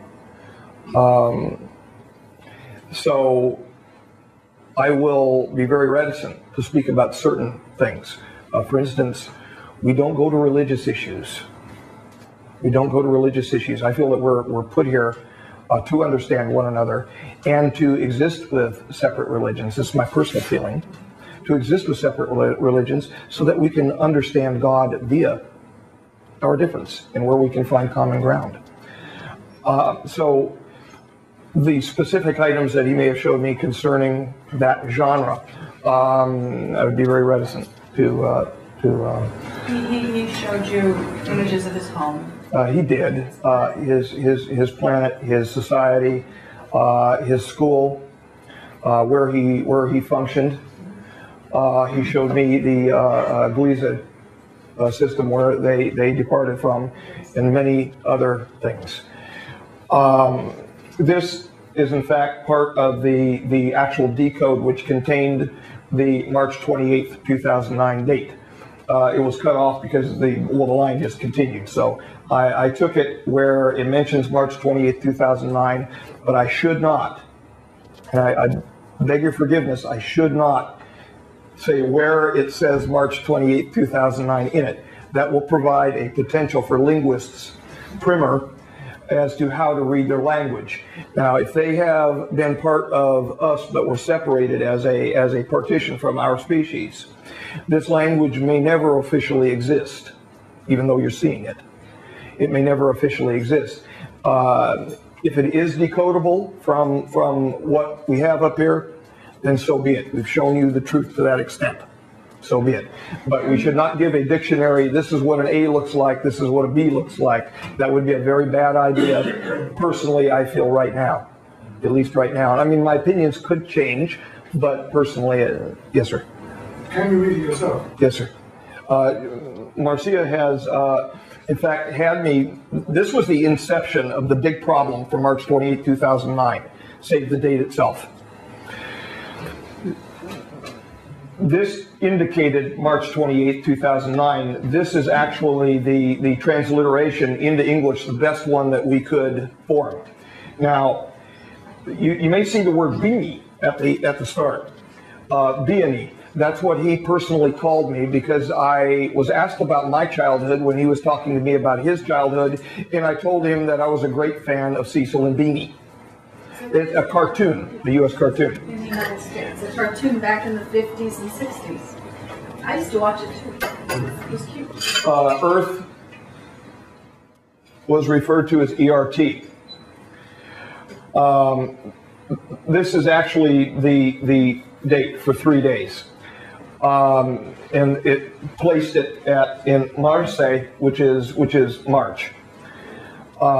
Ing was his way of speaking about Great Britain, and that's why I said the only country on the net in type testimony, the only country that was actually named in this was England. But that is how they remembered the name for England. It was just called Ing. Well, you have to think, what do we exactly know and remember from 2,000 years ago? How much do we, I mean, we weren't there, so how much do we really remember and know? How about if you were to try to remember what happened 52,000 years ago? How much would we know for sure and remember? We would have our best bits and pieces of it. I think it's the same type of thing. And this was the greatest concern, too. The greatest concern for us was March 28, 2009. We're talking a 52,000 year difference. So does this describe catastrophe? Yes. In fact, it says, join no more sea. a specific indication concerning the moment of the beginning of the catastrophe, which would result in our partitioning. But the thing which gave me hope, great hope when I read it, was time ancients, that's us, the cavemen and women, time ancients must decide joining. And that's all of us. We have to decide. This is up to us. And when that was decoded with it, that gave me a great deal of hope for our future. And what was the catastrophe about in terms of the forward-looking? The catastrophe was approximated with the use of wormhole access technology on our Earth, which then caused a between 1 and 4 degree geophysical pole shift of the planet Earth. The mantle and crust slid. It was an asthenosphere situation where it slid, and some waters actually poured out, some of the mantle waters under high pressure that have been discovered, poured out as well, and there was a great inundation. Now, one individual walked up after the interview and showed me a photograph of a rainbow.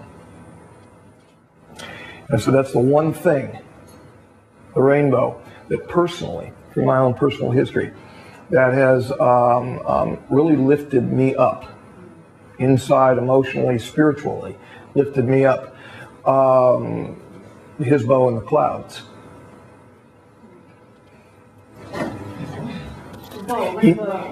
We were promised in the Hebrew holy books that we would not be destroyed by water again. And that the evidence of that promise was the rainbow in the clouds. That's what gave us great hope. Great hope. So anyway, the download, the majority of it looked and looks like this. And so Marcia has had me decoding now, slowly moving through the books and decoding the diaries. I didn't know what I was writing when I wrote it. It was simply shoved in and then pushed back out onto the papers. Were you trance when you wrote this, or were you trance? No, I can go page by page, only somewhat now. It's starting to fade. Let me give you an example. I can only remember so much. When Dan reads, because of the way that his mind is wired to function and design, he does not read so much as memorize. For example, when at one occasion I needed to go to a certain image in order to facilitate the research, I asked him if he could remember what book it came from, and he went, the book name, the book page, halfway up the page, located at this shelf, over to the right, this level of the library, there. And he did that. I went, huh? I went there. I'm not special, I'm just different. I went there. I went to the book. I opened the book up. I opened up the page. There was the page. Now, perhaps these ladies and gentlemen would like to hear you on the morning of March 28th, 2009. Now, I had previously indicated, I'm not sure if this was before everybody came into the room or not, that you might hear some mean tones out of Marcia. We had people that were present who helped sign the treaties. We lured them, with them not knowing that March 28, 2009 was the date. We lured them to Las Vegas and had them put up in the hotels in Las Vegas. We made sure Stephen and Brian were in charge, in fact, of the operation. We made sure, because we had enough people there, that they would be unable to leave the night before the meeting. I don't want to... They were our guests. They were our guests, whether they wished to remain our guests or not. Another reason is a couple of the people that we had present were those who had my name added to the treaty system as well. And we were pretty upset about that. Well, yeah. And because I never assented to my name being added to the treaty system. But I wanted to make sure they had a ringside seat. They had a western a series of western facing rooms between 15 and 25 floors up. We did in fact have the bolts removed from the windows in this particular hotel in Las Vegas, Nevada, in case the oceans, if they would happen to see the oceans coming from the west, they were welcome to leave their room by any means other than the room's door. We were not real happy with this. If humanity was going to drown like rats, so were they. What's the status of the treaty? The treaty is going to be expunged at the end of 2020. We were told right before the operation happened, where Marcia actually had me extracted, she and I were having conversations about that. And we said, we can't wait another 12 years. We had waited 18 years to be together. 18, add another 12 to that. You know, we wanted some life left in us, and not to be held apart any further. And so we took the risk. She took the risk that day. Damn right. We figured that they would be too busy with the formation of the new group. The new group of Illums that came into the 5 councils. There are 5 separate councils, 5 councils of what are called the Areopagites of the Illuminati. I cannot name them, or that would be considered officially name them, meaning who is seated at the heads of those 5 councils, or that would be considered something that they would directly eliminate me for. So I've got to be honest. I mean, Marcia and I do want a future together for ourselves too. If we can do anything from behind the scenes to get them outed by other means, that could happen. But directly naming them, nobody appointed me, and even if they did, it doesn't matter. As somebody who's willing to spread his arms out and have nails put in them. I'm just a human being, and I just want a life with my wife. So I'll do that. I'm doing the best I can. Yes, sir.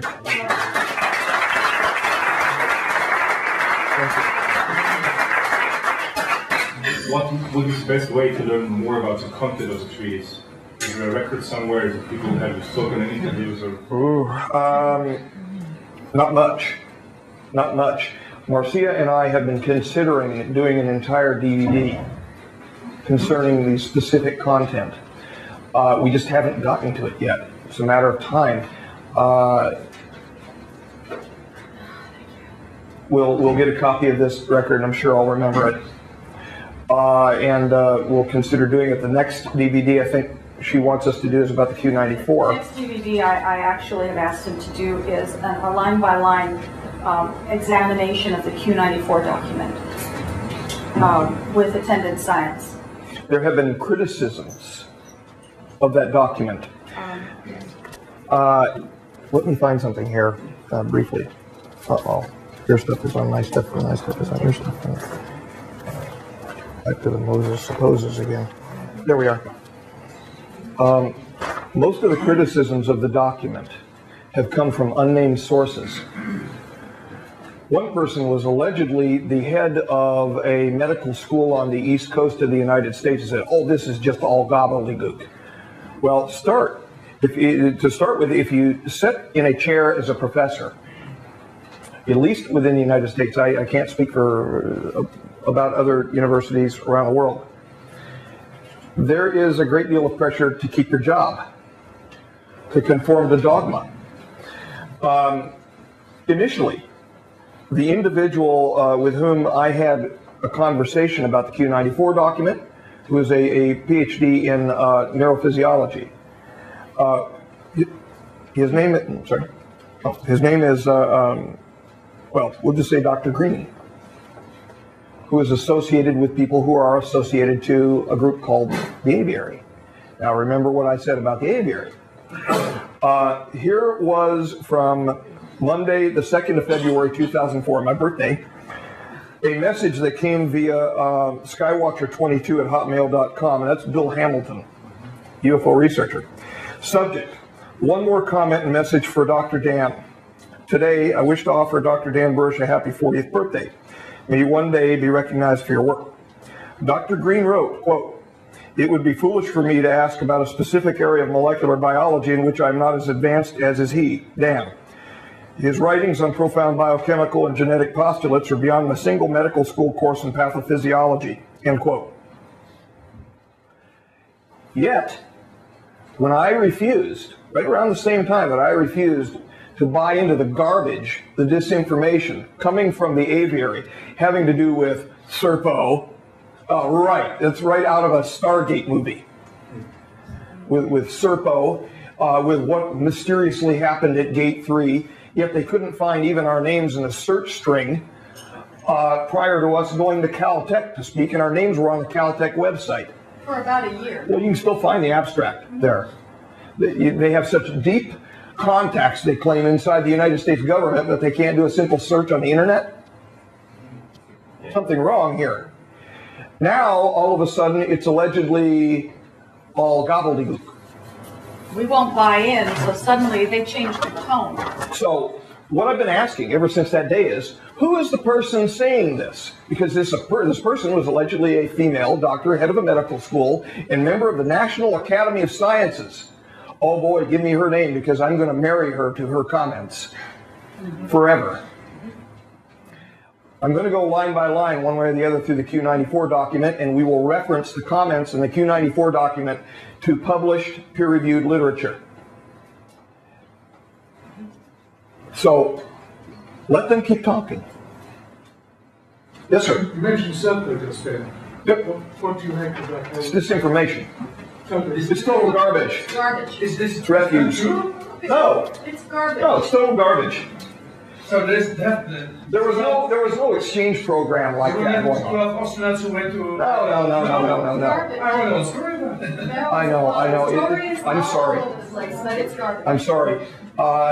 All you look. If you wrote a story about it, you obviously referenced. You obviously referenced the individuals who were claiming things. Yeah. There's nothing wrong with that. I wrote about it too. The name Serpo is an old K4, NATO K4 code that they appropriated, and the individuals involved in the aviary are well aware of that, at least one of them, because he was involved in the military. Well, a couple of them were. But it's an old K4 code that was written backward, the word OPRESS for Operation Rehearsal.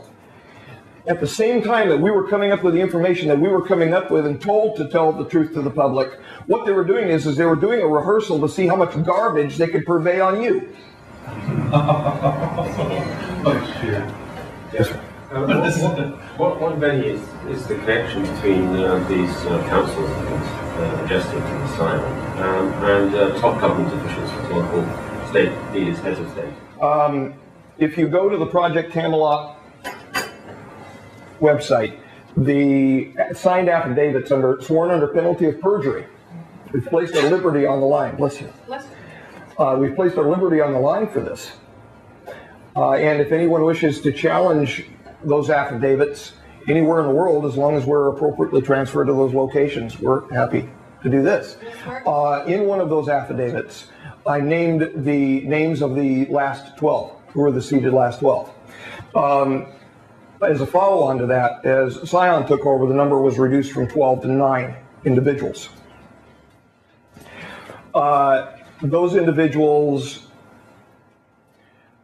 I'm in approximately the same position about naming those individuals as what I am concerning the 5 Areopagites. Very dangerous. I can't ask him to go there because of safety and security reasons for us. Did I ask one question about the Serpo? Yeah. Yes, sir. I saw you. Okay, thanks. Since you mentioned Bill Hamilton, I have a question about what you mentioned yesterday about reverse engineering for free energy purposes. Yes. I understand from his interview that Project Camelot did with Gordon Novell, or what's his name? He's supposedly doing the same. And since I heard his name on that also, could you just elaborate on how those tracks go together? Are different groups trying to reverse engineer stuff? Are they connected? Well, same people are involved in different things. Okay. Everybody knows we're going to go ahead and get difficult here. Everyone knows or may know about the issues that I've had with one Mr. George Knapp of KLAS TV8. All right. He and I had an issue which occurred in 1990, and he's had some issues with me ever since. I love the guy. He's a good, jovial, investigative reporter, kind of. Just as an aside, there was a panel in 1990. He tried to pin Dan down about a statement about where he was working, which was at the time Area 51, and he was a big company man. He says, no, I'm not going to talk about it. He tried to pin him down about it, and Dan was ready for him, and he embarrassed him in front of a whole live audience, and George has never forgiven him. I was a company man at the time. I didn't even know that ETs existed, not for sure. I had been abducted out of the park, but I really didn't know what happened way earlier in 1973. I only really learned about what happened many years later. And so I was thinking at the time that I was simply working for the United States government, the United States military. It was a defense issue, a biological defense issue is what I was thinking. So I was basically telling him, why are you opening your mouth with such a beautiful flag standing behind you? Meaning Old Glory was standing there at the end of our panel post, our flag. And it irritated the man. And I also, Dale Etheridge, a little bit more than that. Dale Etheridge, who was the Clark County Planetary Society coordinator, the planetarium coordinator for the Clark County area, did a stunt with me where he said, I'm going to tell the truth about you, Dan. This was right in front of George, as George said, I've got information on you, Dr. Crane, that you are a part of the saucer program. And then Dale Etheridge looked over at me and he says, and we'll get to Gordon here in a moment, A. Gordon. I'm not going to say the Gordon, I'm saying A. Gordon. You're going to hear A. Gordon in a few moments. But actually hear him on our answering machine.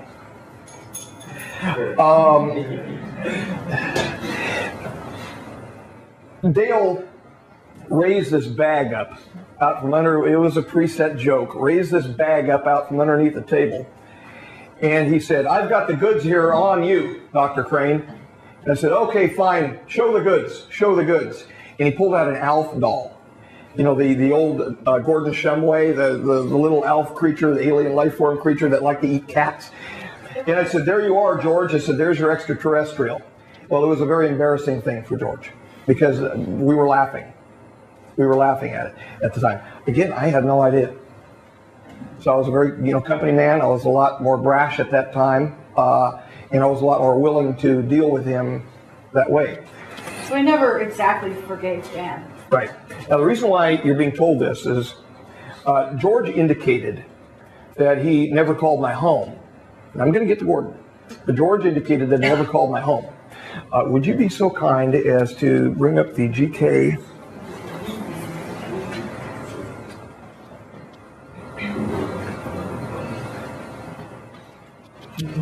Yes, if you please. Oh, one says GK and one says GM. Go figure. Okay. The one on the right-hand side, if you would be so kind. From 1991, ladies and gentlemen.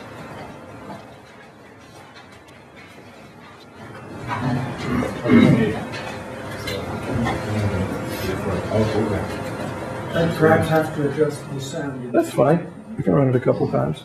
Just a short audio.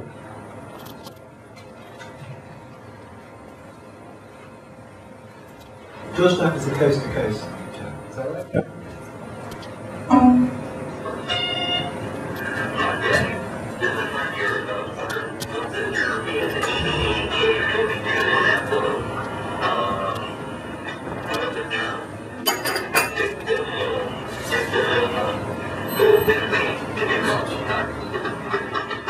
He claims he never called me.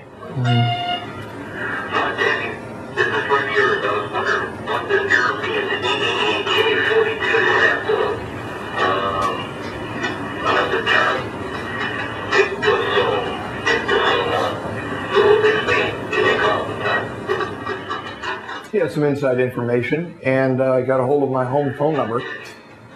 Okay, thank you. Thank you. That's fine. Okay. All right. Now, we are moving EBE, extraterrestrial biological entity. Now we're going to move forward into 2009. Would you be so kind as to do the GN, whomever that may be, the GN 2009 wave files. Here is coercion coming. Within the Winamp, you also have a volume slide. It was pretty much down. Then, can I have a small one? I am getting ready to leave Vegas and have lunch with your old buddy George Knapp, and I'm not going to mention any of our Well, that'd be so good of him not to mention it. What I want to tell you was thank you for the Shirley Bassey thing. It was brilliant and excellent. I would like to meet this Goldstein and Stansfield. Forget it. Pair, if they're real, and because it would help to credibilize you. There is What's a credibilize? that you're not real, and that none of it's real. So I'm sure you know what the Knapp has to say. Team members. And, et cetera, but we still want to talk business. And we can't do business without talking business. It seems to me to be mandatory to be able to talk about what you can deliver and find out what you're offering and do things. He ran out of tape time. Oh, that's fine. Thank you. He ran out of tape time. He just kept talking, and our answering machine eventually just cut off. Thank God. But what happened was we met with a certain Gordon. I'll just say certain Gordon because we were dealing with issues here, and he wanted to offer me to back engineer the looking glass device. There's a time issue, and we want Argo for the carbon dioxide sequestration. We're not going to be playing with these time issues. You should have learned by now. I mean, we're capable when we get hit with a stick over our head enough of learning. He also claims it does it for energy reasons. So is he? He claims a lot of things. He claims it's for energy, but what he wants is control. He wants control of energy. He wants control of the technology that allows forward looking. Now, we had agreed to meet a certain Gordon at Ellis Island Hotel Casino in Las Vegas for dinner. He wanted to discuss business. This was a follow-on to that night where we were supposed to have dinner. We walked up. He had a lovely lady with him, this certain Gordon did. And we began to have a conversation.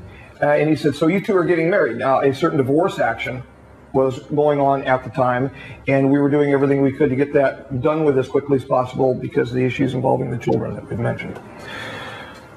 And I said, yes, next month we're going to be married. And he looked over at Marcia and he says, well, you've been concubining for a long time. Yeah, I called me a whore.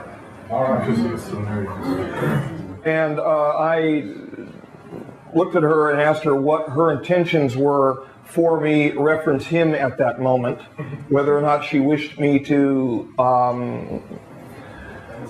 act in certain ways toward toward a certain Gordon, and she indicated no. She told him that she had been deeply offended, and I stood there and continued to wait to see what she wanted to telegraph me to do. And he apologized, and then he came back and made another sexualized comment saying, well, you're more the sergeant anyway, meaning a control issue involving our sexuality. And at that point, she looked at me in her ladylike way and said, isn't it time for us to leave? And I said, yes, it is. So what we did, she then looked at Gordon and she said, have a good dinner, Gordon. And we turned around and walked away to his yelling, hey, guys. As a follow-on, the next day, that recording arrived on our home answering machine, and you can see the use of the name George Knapp is an issue of, well, I'm not going to talk anything about our faux pas. There was no faux pas. He acted like a Dumbass. All right. Now, there are separate teams. He's just a dumbass. There are separate teams. There are separate teams attempting to back engineer said devices. He is, in fact, is involved with one of those teams, and he doesn't have the full device specs. He wants to fly a disk. He does not have an inertial integrator and injection unit. I happen to know how that's put together. Remember what I told you about his memory and how when he looks at a schematic or he looks at a mechanical, well, he memorizes when he looks at This might be very, very irritating to some people. I actually have a publication here which is being used by his group, a certain Gordon's group, to I don't think it's available via the internet, but it was an unfunded study done by, and I'm not going to name the individual, but if I happen to lay it here, if people see it or whatever, by a PhD out of Florida. And the study's name is Resolving the Psychosocial Paradoxes Associated with Gravity Nullification, Time Travel, and Propellantless Energy by January 24th, 2006. Very few individuals. It was basically a question-answer format, and then this certain PhD came up with certain conclusions. But it's the selection. It's the unbiased selection. When you do a real study like this, a sociological study, you have to have an unbiased selection of individuals. Well, there is a very strong leaning. Okay? There's a very strong leaning in this paper on quotes such as this. Most people commute to work. Duh, right? And since larger industries would break down with the elimination of fossil fuel, people might be more inclined to remain in their communities and thus would be a breeding ground for fanaticism. Speak to Brian O'Leary about the reality involved with this. Because this is, in my personal view, a line of garbage. That's my personal view of this. Because, as I said, we have a birthright. This is associated with a certain Gordon's group. A certain Gordon is associated with the aviary, which does not have your best interests at heart, in my personal view. a certain Gordon is trying to back engineer or create power. He's trying to gather power and influence by creating a flight device based upon back engineered specs. But he doesn't have all the specs. He knows that somebody in this room has memorized specs, mechanical drawings, everything that he wants. So he's been approaching, pleading with Dan to help his project. Oh, he wrote an email. Oh, you gave up a lot of money and a lot of power. That's what he said to him. Okay. Well, I didn't. I come close to telling him to stuff his money and his power. But what? Remember my question was specifically about Bill Hamilton. That's his choice. I didn't say it. No, I'm just saying that's his choice. If he wishes to take other measures, if you're meaning maybe even toward us, because a certain Gordon has a certain bravado, that's his choice. We have team members too. Remember, my question was initially about this, specifically about the role of Bill Hamilton because I remember he was close with you about also his book. Bill Hamilton is a very intelligent, big-hearted, good man. Oh no. Okay, let me tell you about a certain Gordon's team. A certain Gordon's team doesn't exist. Okay, a certain Gordon's team is an email loop that contains about everybody on the face of the earth except for maybe the people in this room. I was on the email loop, and I was never part of a certain Gordon's team. He kept saying that Dan was involved in the elite part of his management team. He's calling something like Knights Temporum or something weird. I wrote to the guy and I said, take him off your email loop. There is no contract, there is no agreement. You have given no consideration. There has been no agreement to associate with you. You simply asked us to listen to a proposal. We listened to your proposal. We said no, enough. And he didn't get it. He still doesn't get it. Well, most of the emails have ceased now because, at least for a time, we put all of his emails and that phone call on the open internet so everybody could hear it. We were tired of it. Including all of this business of, you turned down all this power and this money, and even an admission of what he called her. We just put it on the internet because I was frankly sick of getting harassed by this guy. We finally ordered him to stop harassing. Yes, sir. Did you have experience with remote viewing? Myself, no. No. Okay. No. Yeah, I did, in fact, use some remote viewing results for Lotus because on more than one occasion with Lotus, I got to the point where I did not know where we were going with it because it's such a strange phenomenon. But Deborah, in fact, my former wife, was the individual. Ladies, gentlemen, please, we've got to take a moment to change the tape. Is he still doing this? Okay, we're up. His name. Okay, we're back on? Yes. All right. His name was, in fact, yes, I promise. I promise you I'm going to get. His name, in fact, was in an email group. We're talking about Bill Hamilton. Was in an email loop with a certain Gordon. However, aside from, well, I don't want to get into personal issues involving Bill.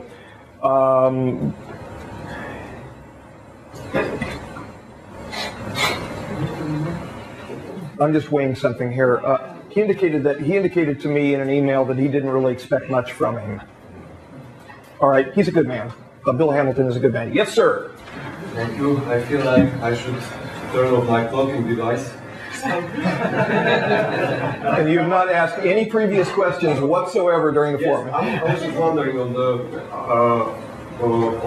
3D question that who guarantees the 3D for the, let's say, the P54 or 52 or whatever. Delegates. You said there's no or not too many records or whatever. Well, they had assigned 3D. There have to be some guarantee that the 3D will be kept. So the guarantee is they talk for them to, you know. What are you saying? What's in it for them to keep the treaty? No, for it. So what's the guarantee that we keep, you know, all sides of the treaty? Well, some of which were the handing over of heirlooms, children. Other issues involve détente between the signatories. As long as détente was in existence, a hot war would not break out. There have been a few issues about people firing at people, including U.S. authorities firing at certain craft. And you may have seen certain STS videos of devices being, projectiles being fired up through the atmosphere and at craft. Those were some hot war provocations. They were violating, there was a specific one that I remember seeing where there was actually a violation and they were not supposed to have a number of craft in our atmosphere. They came in with an extra craft and a shot was fired at them. A couple shots, I believe, and there was a right angle turn on a craft, and you see it exiting off over the limb of the earth. Sir. I understand you're a microbiologist. Yes, sir. And you're into the Camelot and so you're yes, yes. Have you done any research on cancer?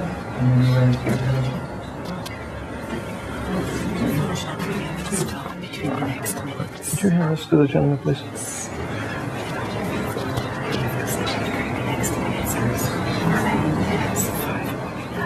Ladies and gentlemen, I've just been advised that because of the requirements of the hotel in the room, we only have 5 minutes. You want to hear the tape? Of you? Just run it. Run it. Okay, this is going to be Zurich, the Zurich 2009. Okay, that would be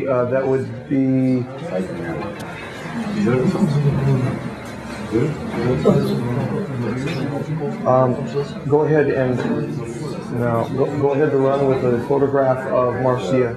Let's try it. 16. That's it. If you want to hear her that morning. It's an audio. It's an audio tape of the morning of March 28, 2009, while we were addressing the individuals that we had as guests in Las Vegas, Nevada. The morning and the moment that the TT event was supposed to have occurred. We began that simple Unity Flyer program while Taylor World was being produced. We did this so we would meet or exceed that preset looking glass quota at the rate now displayed on the screen. We accomplished the first goal by September 2006, and given the expected rate of information spread, the last number above right, by the end of 2008. We actually surpassed that number by middle of 2008 due to the other events that drew attention to Dan and myself. That simple flyer remains the embodiment of what Tell the World means. Tell the world that we, as the human species, have reached that moment of decision, that moment of bifurcation, the moment of collective truth, the time of the cycle's cross. Tell the world that now is the time, and now is the moment, when we must focus upon the unity of our species and all the fragile life here and beyond the earth. We shall survive this time of the cycle's cross, the time of the predicted catastrophe of Camelot, and humanity has chosen to refuse the path that would lead us to schism. We have refused to perish through brokenness. We are destined as children of the stars. That was cut off. You heard that little wisp at the end. That was the team and those assembled, the good guys, whistling and stomping and all of that. But we tried to cut most of the team's voices off for their own lives, and most of them are retired now. That gives you an idea. Thank you. Thank you. Yes, ma'am. Two questions. The first one is the Omicron treaty was scheduled for 2009. So I'm just wondering if that's happened or if it's still being scheduled. If it's happened, what was the outcome, and if it hasn't happened? It has not happened. There were no shows. They didn't show up for it.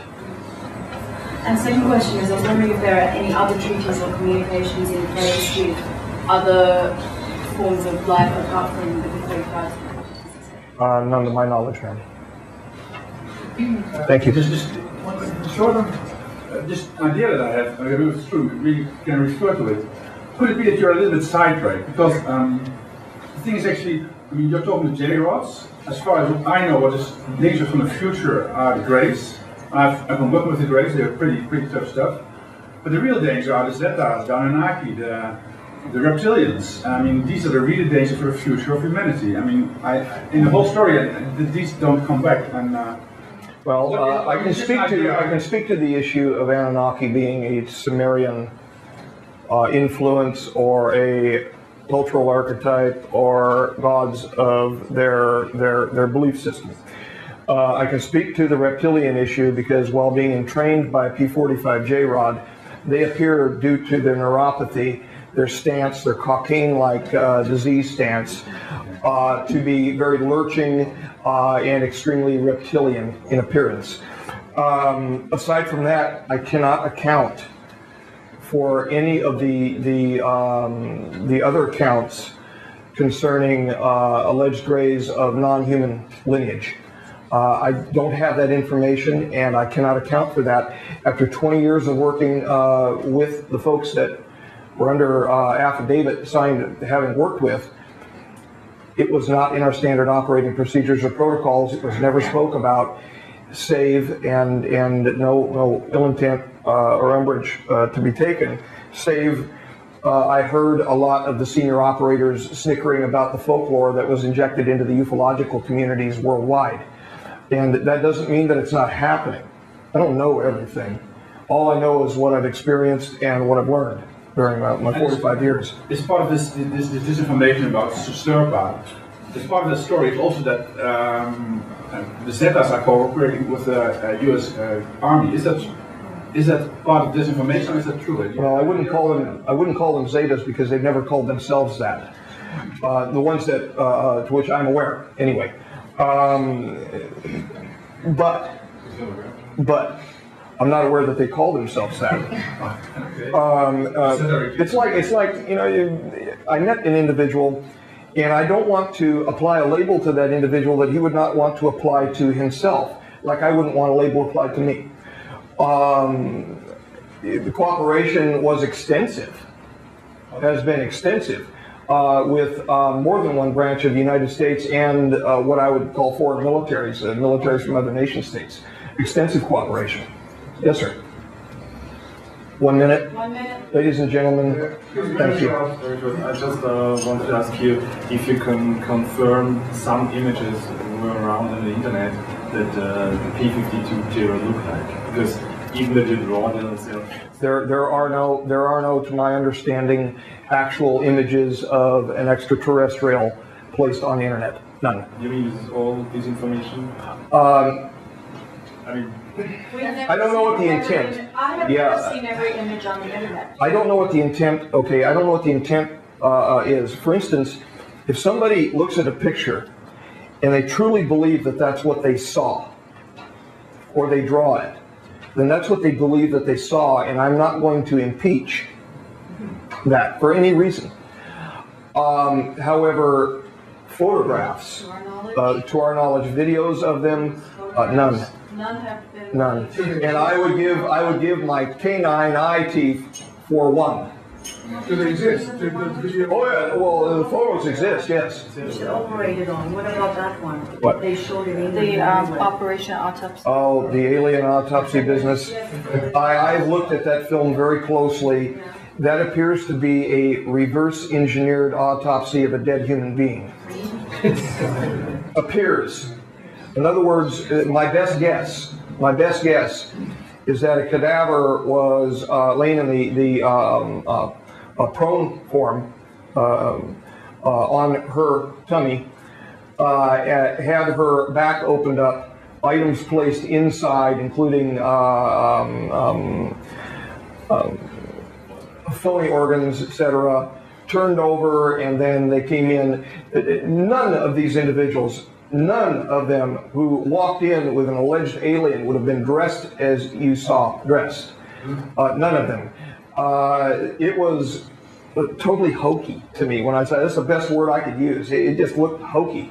And it frankly upset me a great deal because the polydactylous female, I believe there was more than 5 fingers, yeah, a normal human genetic condition, polydactyly, as well as syndactyly. But no.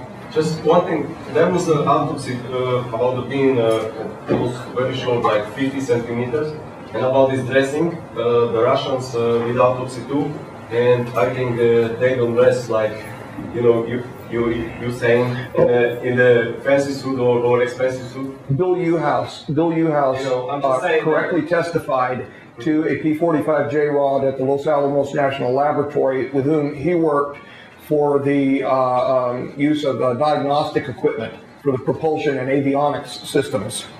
I saw the benefit given to S4 of what he built, and in fact, in our one DVD, his son, Will, and myself talk about what Bill developed with the particular J-rod, the P-45J rod. That P-45J rod was on board at the same time as Camelot, the P-52 that I met, that crashed in 1953. We're running out of time. At the end of time. I realize your reticence to speak about things religious, but was Christ a time traveler?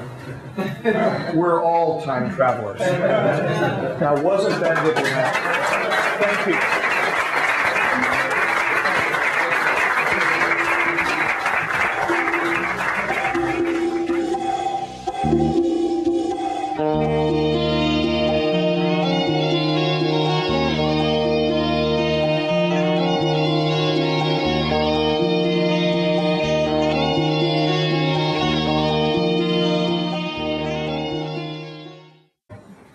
in the Eagles team, they use such avatars as Mongrel and Owl and Caspa and Camel Duster. I see some smiles. Yeah, everybody knows about the Mongrel. When you see what this very strange and very loving man looks like, you'll probably laugh again. But we received a satellite call from the former head of the consistory of the Majestic. Yes, at least 2 to 3 of the former 12 were listening yesterday, and listening to you all. Everybody. He was, I hadn't heard this sound in his voice. Now we're being interrupted. Now, come on. I can't take such interruptions. I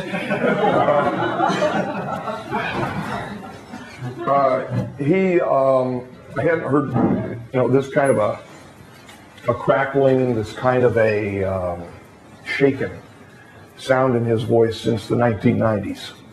Of course, he's retired back into industry now from government service after the last administration departed. It was on the way. Well, it was already out, and then he left. He was very afraid for Marcia and I because he was only hearing audio feed. And everyone knows, lovely, it's the audio feed. We've asked Bill, by the way, please rush the entire video out so that everybody can see everything in context. And he said he would do the best that he could. But he was very worried specifically for me. And we told him, look, as we passed the phone back and forth, you sent us out here. Had you not given these orders, the original purpose of my debriefing was for archival purposes, Marcia's private archive. I had intended to simply record for posterity as much as possible about Anne's experiences so that if someday we needed them as a reference, they would be available. That was the whole purpose, the sole purpose of trying to archive so much of his experiences. Then it became more. These days, these conferences were never in consideration, never a thought of mine. I just wanted and continue. And although I love every one of you, but I would want to continue just doing the research that we're doing and to back engineer some of the devices that we spoke about, and the Lotus research that you'll see some of the images of that wasn't shown in any other places such than maybe Caltech. Come on in, sure. Hi. Hi, Christian. Didn't start yet. Well, just barely, but come on in. Well, you get 2 Come on in, enjoy. Is there a room? At least, is that window open in the back? No, it doesn't. I don't think it's All right.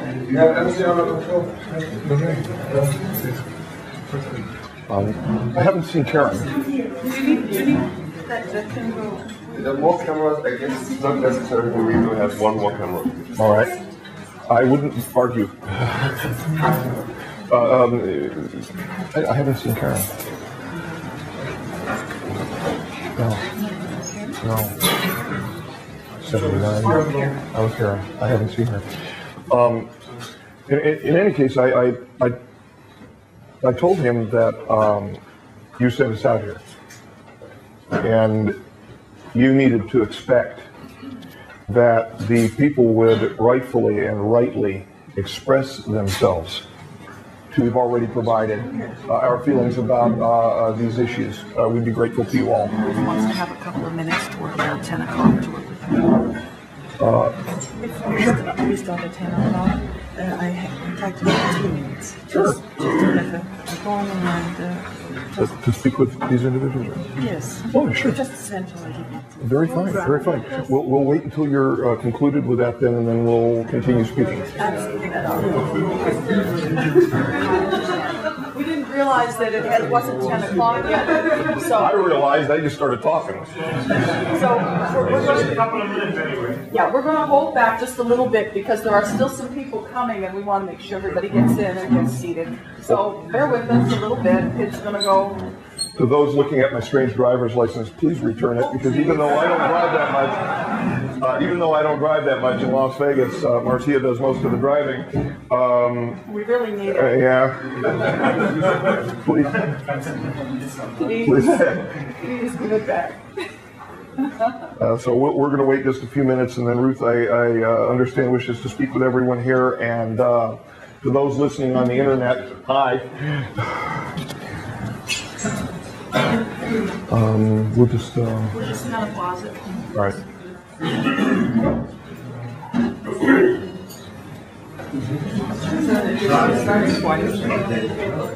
Better than any other.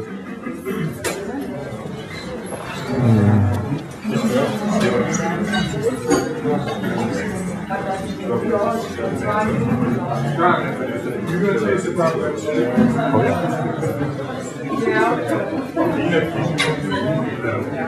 In fact, everyone's going to hear a short audio clip with some images attached to it. It was easier to do it in Windows Movie format than bring in an Abby in here. From the morning of March 28th, was Marcia actually speaking to the group the morning that the T2 date arrived. You're going to hear some anger at her because we had some representatives of the Illuminati present, and specifically the Illuminati, specifically individuals who had added my name to the treaty system that ultimately resulted in what you all heard last night. So there was some anger that you'll hear in her voice. Please understand that this was anger toward them, not anger toward anyone else. Even if I have to drag him and stop him. Drag me and stop me, and did you say strangle? No, manually, I have to stop you. We're going to have a 5-minute and then a 1-minute warning for tape change. Tape change takes about 30 to 40 seconds, so if I had to drag you and stop you from speaking, I would have to do something drastic. What happens if you're speaking when this happens? Oh, I'll take Moses supposes that roses are roses. Moses supposes for the roses. Right. And you can stop her.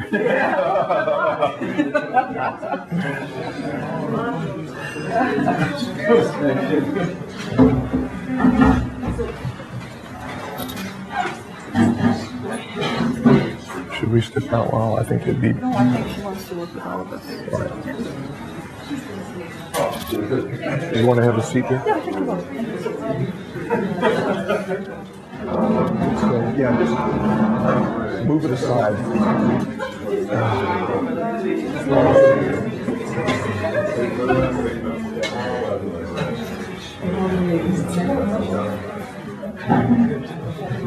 But I can speak out loud. This is an open mic setup.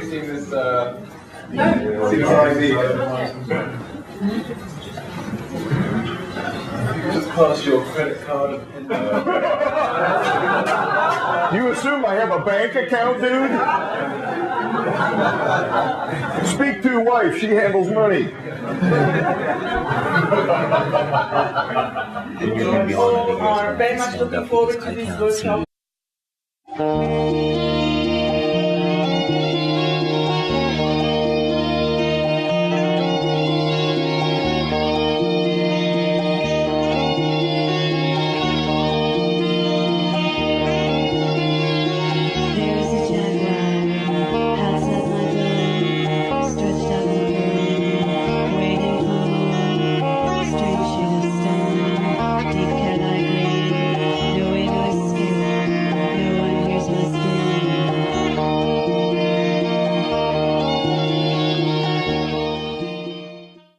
I could just keep talking and blathering on for hours and hours and hours about how the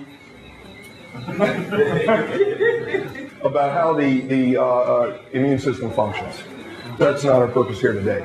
There's something larger to our purpose here. But what we found out was this.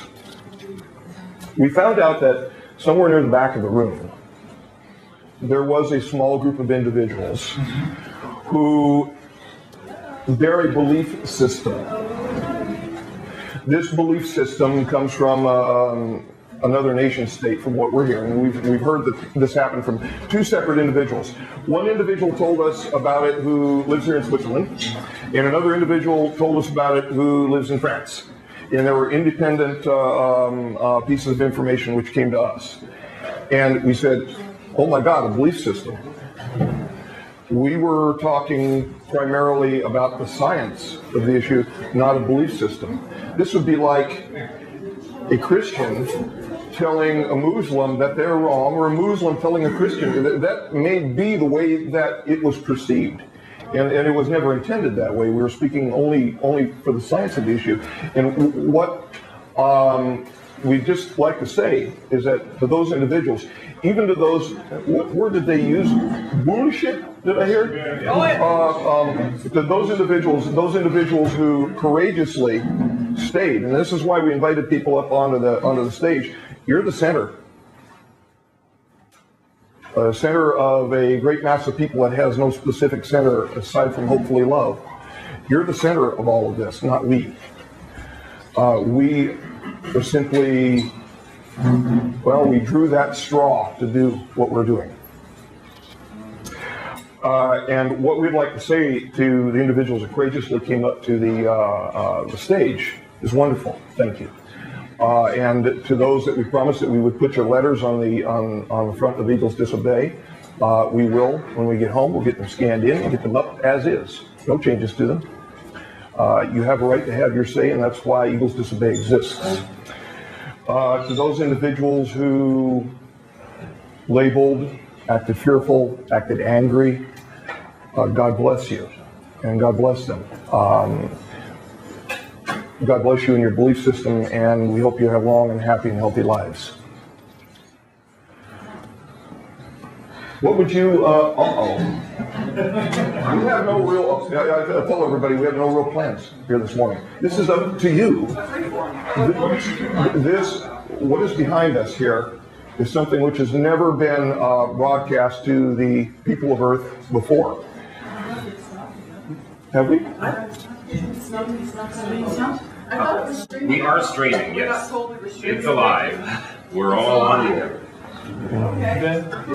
Yes. Tell us about the phone conference. I know, but we're just recording it. I mean, it's just to include the people who are I almost got out of it.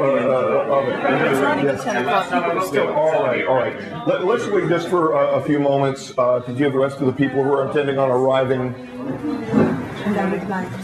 Thank you. Maybe those present who know the individuals who are arriving can help us. We plead to pass on the information to us. And after a few more minutes of conversation and some tears between him and I told him to listen to the people's voices that he heard, and to make sure that the videos which were coming out of this conference were forwarded to the group which took over after Majestic. Should we just go ahead and name them? Name it? Not. The group which took over, and this is going to be a very big problem because this is streaming now live. It's being maintained for public record. The new group which took over after Majestic is named Scion. S-C-I-O-N. Not S-I-O-N, as in the Priory of Sion. No. S-C-I-O-N, which means a transplant, such as a transplant when you would transplant a shoot of a tree onto another tree. It's called a scion. It's a biological term. It's a name alike, but it's a spelling difference. They had asked Marcia and myself for some suggestions for names. And that actually, biological term, that term actually came from me. And it was adopted as such. Now this statement, which just went live over the internet, is now out there forever, and it will cause serious military industrial complex problems within the shadow government, even in our own country. But again, you have the right to know. An individual yelled out last night, "Tell us all you know." That's a little different. I can tell you, as we would proceed over the years, everything that I know and I understand and I've been educated to understand, save those future issues that it's truly my conviction, my heart, it should remain silent. Those issues about a potential future, because I truly believe, and I hope you all believe this as well, that we're going to write our own future together. It's ours to take. That's the birthright that I was speaking about yesterday. But the upshot for this conversation, was that there was a question of whether people were capable of handling disclosure. That's why, essentially, we were sent out with the orders we were sent out with. I think it was testing the water. We told him, yes, that these people can't take it. They can handle They can handle this. They're strong. They're powerful. They're not afraid. They're not afraid to get like that with us. And we're not afraid to talk. These people can take this. So take that back to the powers, the new group, and say, think about this and make sure you make the right decision. These people can handle this. I've got to tell you, please.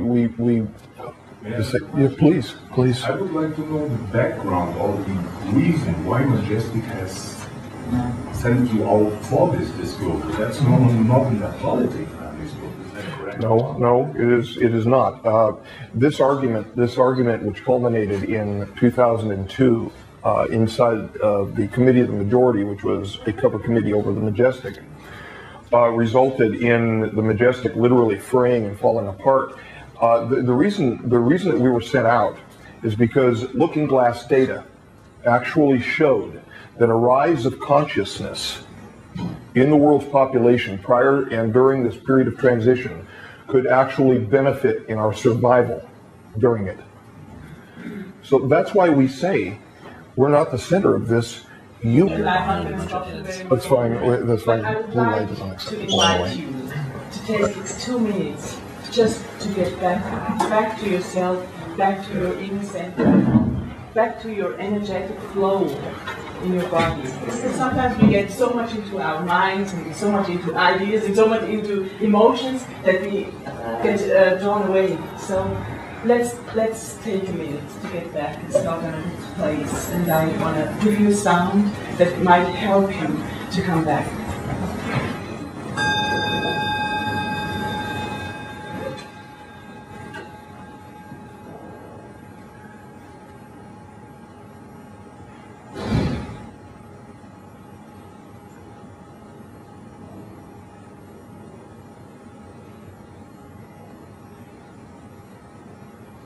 I always like to connect myself with my higher self, with heaven in a way, and let some energy flow from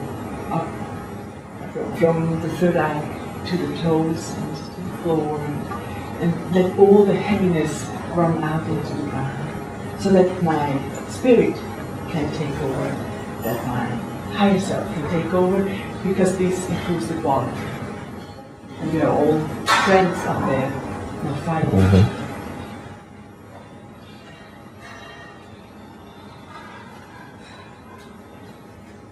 Thank you very much, and enjoy the workshop with Dan and Marcy.